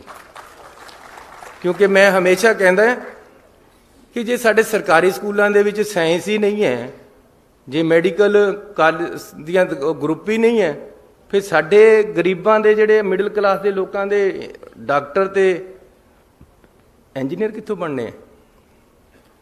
ਅਸੀਂ ਪੰਜਾਬ ਦੇ ਸਕੂਲਾਂ ਦੇ ਵਿੱਚ ਸਾਇੰਸ ਬਲਾਕ ਤੇ ਮੈਡੀਕਲ ਐਜੂਕੇਸ਼ਨ ਦਾ ਬਲਾਕ ਬਣਾਵਾਂਗੇ ਸਾਰਿਆਂ 'ਚ, ਤਾਂ ਕਿ ਡਾਕਟਰ ਇੰਜੀਨੀਅਰ ਚੰਗੇ ਪੈਦਾ ਹੋਣ। ਤੇ ਜਿਹੜੇ 2 ਇੱਥੇ ਮੈਡੀਕਲ ਕਾਲਜ ਬਣ ਰਹੇ, ਇੱਕ ਇੱਥੇ ਬਣੇਗਾ, ਇੱਕ ਬਣੇਗਾ ਹੁਸ਼ਿਆਰਪੁਰ ਦੇ ਵਿੱਚ। ਇਹਨਾਂ ਨੂੰ ਅਸੀਂ ਬੜੀ ਛੇਤੀ, ਪਰਮਾਤਮਾ ਨੇ ਮੇਰੇ ਹੱਥ 'ਤੇ ਕੰਮ ਕਰਾਉਣਾ ਹੋਇਆ ਤਾਂ ਬੜੀ ਛੇਤੀ ਅਸੀਂ ਨੀਂਹ ਪੱਥਰ ਰੱਖਣਾਵਾਂਗੇ ਰਾਣਾ ਜੀ, ਇਹ ਜ਼ਰੂਰ ਕਰਾਂਗੇ।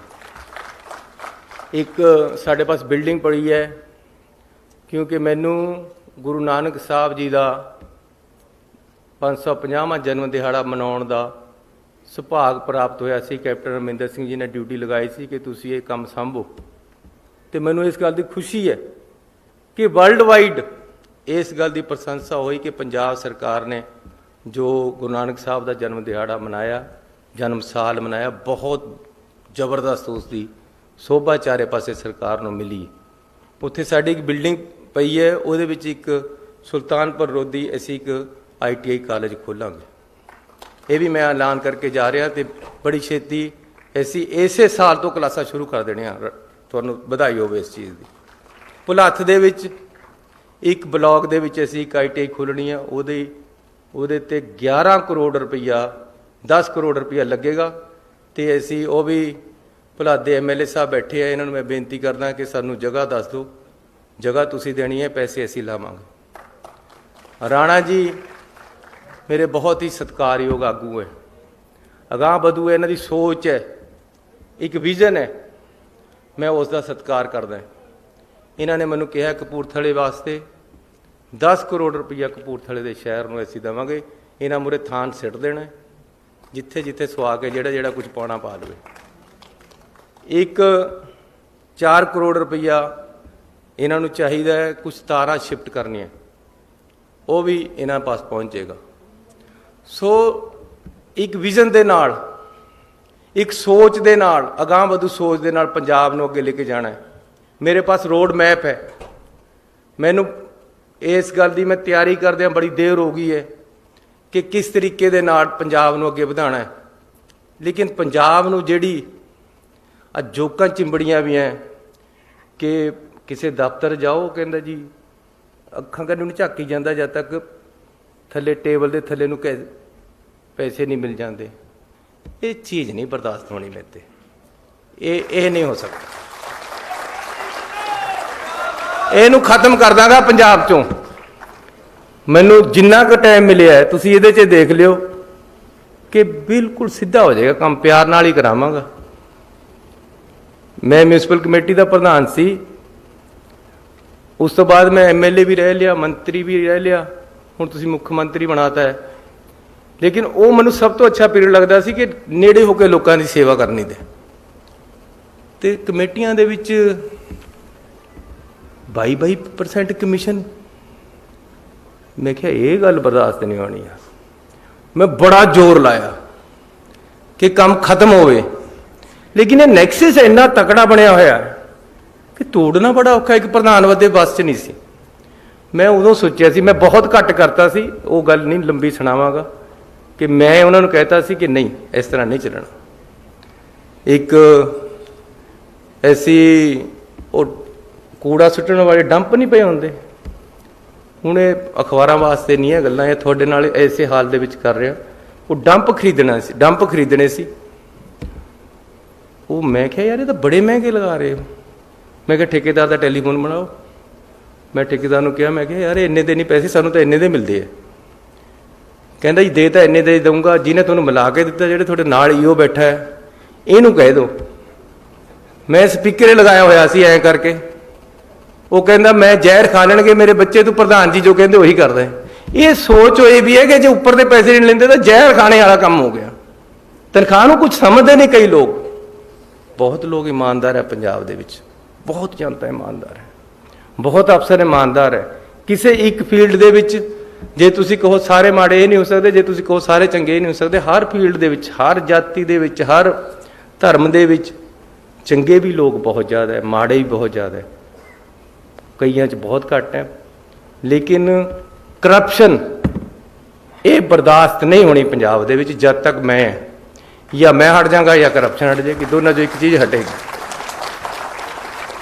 ਇਹਦੇ ਵਾਸਤੇ ਨੌਜਵਾਨਾਂ ਨੂੰ ਮੇਰਾ ਸਾਥ ਦੇਣਾ ਪੈਣਾ ਹੈ। ਨੌਜਵਾਨ ਅੱਗੇ ਆਵੇ। ਜਿਹੜਾ ਬੰਦਾ ਪੈਸੇ ਮੰਗਦਾ ਹੈ ਨਾ, ਉਹਨੂੰ ਫੜ ਕੇ ਖੜ ਜਾਓ ਉਸੇ ਟਾਈਮ। ਮੈਨੂੰ ਟੈਲੀਫੋਨ ਕਰੋ, ਮੇਰਾ ਟੈਲੀਫੋਨ ਖੁੱਲ੍ਹਾ, ਮੈਨੂੰ ਉੱਥੇ ਵੀ ਆਉਣਾ ਪੈ ਗਿਆ ਤਾਂ ਆ ਜਾਵਾਂਗਾ। ਹੁਣ ਕਿਆ ਕਰਿਆ ਹੋਇਆ ਕਿ ਜੀ ਮੈਂ ਕਈ ਬੰਦਿਆਂ ਨੂੰ ਫੜਾਉਣ ਦੀ ਕੋਸ਼ਿਸ਼ ਕਰੀ। ਮੈਂ ਕਿਹਾ ਯਾਰ ਇਹਨੂੰ ਫੜਾਓ, ਬੰਦੇ ਨੇ ਤੰਗ ਕਰਿਆ ਵਾ। ਵਿਜੀਲੈਂਸ ਵਾਲੇ ਕਹਿੰਦੇ ਜੀ ਪਹਿਲਾਂ ਸਾਡੇ ਪਾਸ ਆਡੀਓ ਪ੍ਰੂਫ ਚਾਹੀਦਾ ਜੀ ਕੋਈ, ਫਿਰ ਇਹਨੂੰ ਫੜਾਂਗੇ। ਹੁਣ ਆਡੀਓ ਪ੍ਰੂਫ ਅਗਲਾ ਦਿੰਦਾ ਤੁਹਾਨੂੰ? ਕਹਿੰਦੇ ਜੀ ਉਹਦੇ ਮੋਬਾਈਲ ਪਰ ਕਾਲ ਕਰੋ, ਪੈਸੇ ਮੰਗੇ, ਫਿਰ ਸਾਡੇ ਪਾਸ ਸਬੂਤ ਆਊਗਾ, ਫਿਰ ਅਸੀਂ ਖੋਲਾਂਗੇ। ਇਹ ਸਭ ਮਿਲੇ ਹੋਏ ਸੀ ਇਹ ਲੋਕ, ਇਹ ਹੈਗੇ ਹੈ। ਇਹਨਾਂ ਨੂੰ ਖਤਮ ਕਰਨਾ ਇਸ ਚੀਜ਼ 'ਚੋਂ। ਤੁਸੀਂ ਪੰਜਾਬ ਦੇ ਲੋਕ ਖਤਮ ਕਰਨਗੇ, ਮੈਂ ਨਹੀਂ ਇਕੱਲਾ ਕਰ ਸਕਦਾ। ਪੰਜਾਬ ਦੇ ਲੋਕਾਂ ਨੂੰ ਉੱਠਣਾ ਪਏਗਾ। ਇਹ ਜਿਹੜੇ ਸਾਨੂੰ ਜੋਕਾਂ ਚਿੰਬੜੀਆਂ, ਇਹਨਾਂ ਨੂੰ ਖਤਮ ਕਰਨਾ ਹੈ। ਉਹਦੇ ਵਾਸਤੇ ਪੰਜਾਬ ਦਾ ਨੌਜਵਾਨ ਅੱਗੇ ਆਵੇ ਤਾਂ ਇਹ ਖਤਮ ਹੋਏਗੀ। ਨੌਜਵਾਨੀ ਦੇ ਵਿੱਚ ਕ੍ਰਾਂਤੀ ਹੁੰਦੀ ਹੈ। ਉਹ ਭਗਤ ਸਿੰਘ ਦੀ ਫੋਟੋ ਨੂੰ ਦੇਖਦਾ ਹੈ। ਮੈਂ ਹੁਣ ਭਗਤ ਸਿੰਘ ਜੀ ਦੇ ਜਾ ਕੇ ਪੈਰੀ ਹੱਥ ਲਗਾ ਕੇ ਆਇਆ, ਮੱਥਾ ਟੇਕ ਕੇ ਆਇਆ ਝੁਕ ਕੇ। ਜਿਹੜੇ ਮੁੰਡੇ ਦੇ ਕਮਰੇ ਦੇ ਵਿੱਚ ਜਾਂ ਗੱਡੀ ਦੇ ਉੱਪਰ ਜਾਂ ਮੋਬਾਈਲ ਦੇ ਉਰੇ ਭਗਤ ਸਿੰਘ ਦੀ ਫੋਟੋ ਲੱਗੀ ਵੀ, ਸਮਝ ਲਓ ਇਹ ਬੰਦਾ ਕੰਮ ਦਾ ਹੈ, ਉਹਦੀ ਸੋਚ ਸਹੀ ਹੈ। ਭਗਤ ਸਿੰਘ ਨੂੰ ਦੇਖਣਾ ਪਏਗਾ, ਨੌਜਵਾਨਾਂ ਨੂੰ ਉਹਦੀ ਸੋਚ ਨੂੰ ਦੇਖਣਾ ਪਏਗਾ। ਕ੍ਰਾਂਤੀ ਲਿਆਉਣੀ ਪਏਗੀ ਦੇਸ਼ ਦੇ ਵਿੱਚ ਔਰ ਸੂਬੇ ਦੇ ਵਿੱਚ। ਤੇ ਇਸ ਤਰ੍ਹਾਂ ਦੇ ਜਿਹੜੀ ਕਰਪਸ਼ਨ ਹੈ, ਗਲਤ ਕੰਮ ਹੈ, ਪੁੱਠੇ ਤਰੀਕੇ ਨਾਲ ਹਰ ਕੰਮ ਕਰਾਉਣਾ ਚਾਹੁੰਦਾ ਹਰ ਕੋਈ, ਸਿੱਧੇ ਤਰੀਕੇ ਨਾਲ ਕਰਾਉਣਾ ਨਹੀਂ ਚਾਹੁੰਦਾ, ਲਾਈਨ 'ਚ ਕੋਈ ਲੱਗਣਾ ਨਹੀਂ ਚਾਹੁੰਦਾ। ਉਹ ਕਹਿੰਦਾ ਜੀ ਮੈਨੂੰ ਇੱਧਰ ਨੂੰ ਕੱਢ ਕੇ ਸਭ ਤੋਂ ਮੂਹਰੇ ਖੜਾ ਕਰ ਦਿਓ, ਬਸ ਇਹ ਸੋਚ। ਫਿਰ ਮੈਂ VIP ਹੈ, ਕਿਆ ਕਰਨਾ VIP ਯਾਰ। ਮੇਰੇ ਆਲੇ ਦੁਆਲੇ ਮੈਂ ਜਿੱਦਣ ਮੁੱਖ ਮੰਤਰੀ ਬਣਿਆ, ਮੈਂ ਕਿਹਾ ਯਾਰ ਕਿੱਥੇ ਫਸ ਗਿਆ ਮੈਂ। ਇੰਨੀ ਜਨਤਾ ਪਿੱਛੇ, ਇੰਨੀ ਜਨਤਾ ਅੱਗੇ, ਇੰਨੀਆਂ ਗੱਡੀਆਂ ਅੱਗੇ ਪਿੱਛੇ। ਮੈਂ ਕਿਹਾ ਇਹਨਾਂ ਨੂੰ ਹਟਾਓ ਯਾਰ ਮੇਰੇ ਆਲੇ ਦੁਆਲੇ ਤੇ, ਮੈਂ ਆਜ਼ਾਦ ਬੰਦਾ, ਮੈਨੂੰ ਕਿਹਨੇ ਮਾਰਨਾ? ਕਿਆ ਦੱਸੋ, ਮੈਨੂੰ ਮਾਰ ਕੇ ਕਿਸ ਨੂੰ ਕਿਆ ਮਿਲਣਾ? ਲੇਕਿਨ ਤੁਸੀਂ ਪਤਾ ਤੁਹਾਨੂੰ ਕਿੰਨੀ ਸਿਕਿਉਰਿਟੀ ਹੈ ਮੇਰੀ? 1000 ਬੰਦਾ ਮੇਰੀ ਸਿਕਿਉਰਿਟੀ ਪਰ ਹੈ। 200 ਗੱਡੀਆਂ ਮੈਨੂੰ ਦੇਤੀਆਂ। ਮੇਰੇ ਤਾਂ ਕਮਰੇ ਜਿੱਡੀਆਂ ਗੱਡੀਆਂ ਇਹਨੇ ਬਾਦਲਾਂ ਨੇ ਖਰੀਦੀਆਂ ਹੋਈਆਂ। ਮੈਂ ਹੁਣੇ ਆਇਆ, ਕਮਰੇ ਜਿੱਡੀ ਗੱਡੀ ਹੈ, 2 ਕਰੋੜ ਰੁਪਏ ਦੀ ਕਹਿੰਦੇ ਆਉਂਦੀ। ਉਹ ਯਾਰ ਗਰੀਬਾਂ ਪਰ ਲਾ ਦਿੰਦੇ ਇਹ ਪੈਸਾ। ਉਈਓ 8 ਗੱਡੀਆਂ ਮੇਰੇ ਅੱਗੇ ਪਿੱਛੇ ਫਿਰਦੀਆਂ। ਮੈਂ ਆਪਣੇ ਸੈਕਟਰੀ ਸਾਹਿਬ ਰਾਹੁਲ ਤਿਵਾੜੀ ਜੀ ਬੈਠੇ, ਮੈਂ ਇਹਨੂੰ ਰਸਤੇ 'ਚ ਕਹਿ ਰਿਹਾ ਸੀ, ਮੈਂ ਕਿਹਾ ਉਹ ਸਿਕਿਉਰਿਟੀ ਦਾ ਕਿਆ ਬਣਿਆ, ਕਾਹਦੇ ਵਾਸਤੇ 1000 ਬੰਦਾ ਪਿੱਛੇ ਘੁਮਾਇਆ ਹੋਇਆ? ਕਹਿੰਦੇ ਜੀ ਇੰਟੈਲੀਜੈਂਸ ਵਾਲੇ ਕਹਿੰਦੇ ਵੀ ਅਸੀਂ ਨਹੀਂ ਘੱਟ ਕਰ ਸਕਦੇ, ਜੇ ਕੱਲ੍ਹ ਨੂੰ ਕੋਈ ਗੱਲ ਹੋ ਜਾਵੇ। ਮੈਂ ਕਿਹਾ ਯਾਰ ਜੇ ਕੱਲ੍ਹ ਕੋਈ ਹੋ ਗਈ ਤਾਂ ਮੈਂ ਜ਼ਿੰਮੇਵਾਰ ਹੈ, ਭੇਜੋ ਇਹਨਾਂ ਨੂੰ। ਕਿਆ ਕਰਨਾ 1000 ਬੰਦਾ? 5-7-10 ਬੰਦੇ ਚਲੋ ਠੀਕ ਹੈ, ਕਈ ਜਗ੍ਹਾ ਲੋਕ ਵੀ ਜ਼ਿਆਦਾ ਅੱਗੇ ਨੂੰ ਆ ਜਾਂਦੇ ਕਿ ਮਿਲਣਾ ਹੀ ਜ਼ਰੂਰ ਹੈ, ਮਿਲਣਾ ਜ਼ਰੂਰ ਹੈ, ਥੋੜ੍ਹਾ ਜਿਹਾ ਤਰੀਕੇ ਨਾਲ ਉਹਨਾਂ ਨੂੰ ਸੈੱਟ ਕਰ ਦੇਣਗੇ। ਉਹ ਇਸ ਤੋਂ ਜ਼ਿਆਦਾ ਤਾਂ ਕੁਝ ਨਹੀਂ, ਸਿੰਬਲ ਬਣ ਗਿਆ ਇੱਕ ਕਿ ਜੀ ਗਨਮੈਨ ਇੰਨੇ ਜ਼ਿਆਦਾ ਪਿੱਛੇ। ਹੁਣ ਮੈਂ ਸੁਖਬੀਰ ਬਾਦਲ ਥੋੜੋ ਯਾਰ ਵੀ ਮੈਂ ਦਿਖਾਣਾ ਕਿ ਜੀ ਐਡੀ ਬੜੀ ਕਾਰਵਾਈ ਆ ਰਹੀ ਹੈ, ਕਿਉਂਕਿ ਲੋਕਾਂ ਦੇ ਪਿੱਛੇ ਲੱਗਦੀ ਨਹੀਂ, ਉਹ ਇਹਨਾਂ ਦੀ ਉਹ ਲਾਈ ਫਿਰੀ ਜਾਂਦੇ ਆ। ਪਬਲਿਕ ਉਹਨਾਂ ਦੇ ਨਾਲ ਤੁਰਨੇ ਨੂੰ ਤਿਆਰ ਨਹੀਂ। ਉਹ ਕਹਿੰਦੇ ਚਲੋ ਇਹੀ 1000 ਬੰਦਾ ਪਿੱਛੇ ਸਿਕਿਉਰਿਟੀ ਦੇ ਨਾਂ ਪਰ ਪਿੱਛੇ ਤੋਰ ਲਓ। ਇਸ ਕਰਕੇ ਨੌਜਵਾਨ ਵੀਰੋ, ਇਹ ਸਮਝ ਲਓ ਤੁਹਾਡਾ ਭਰਾ ਮੁੱਖ ਮੰਤਰੀ ਹੈ ਤੇ ਤੁਹਾਨੂੰ ਐਡਜਸਟ ਕਰਨਾ ਹੈ। ਇਹ ਸਮਝ ਲਓ ਕਿ ਜਿੰਨੀ ਕੁ ਸਮਰੱਥਾ ਨੌਕਰੀਆਂ ਦੀ ਪੰਜਾਬ ਸਰਕਾਰ ਕੋਲ ਹੈ, ਉਨੀ ਤਾਂ ਮੈਂ 4 ਮਹੀਨਿਆਂ 'ਚ ਭਰ ਦੇਣੀ। ਮੈਂ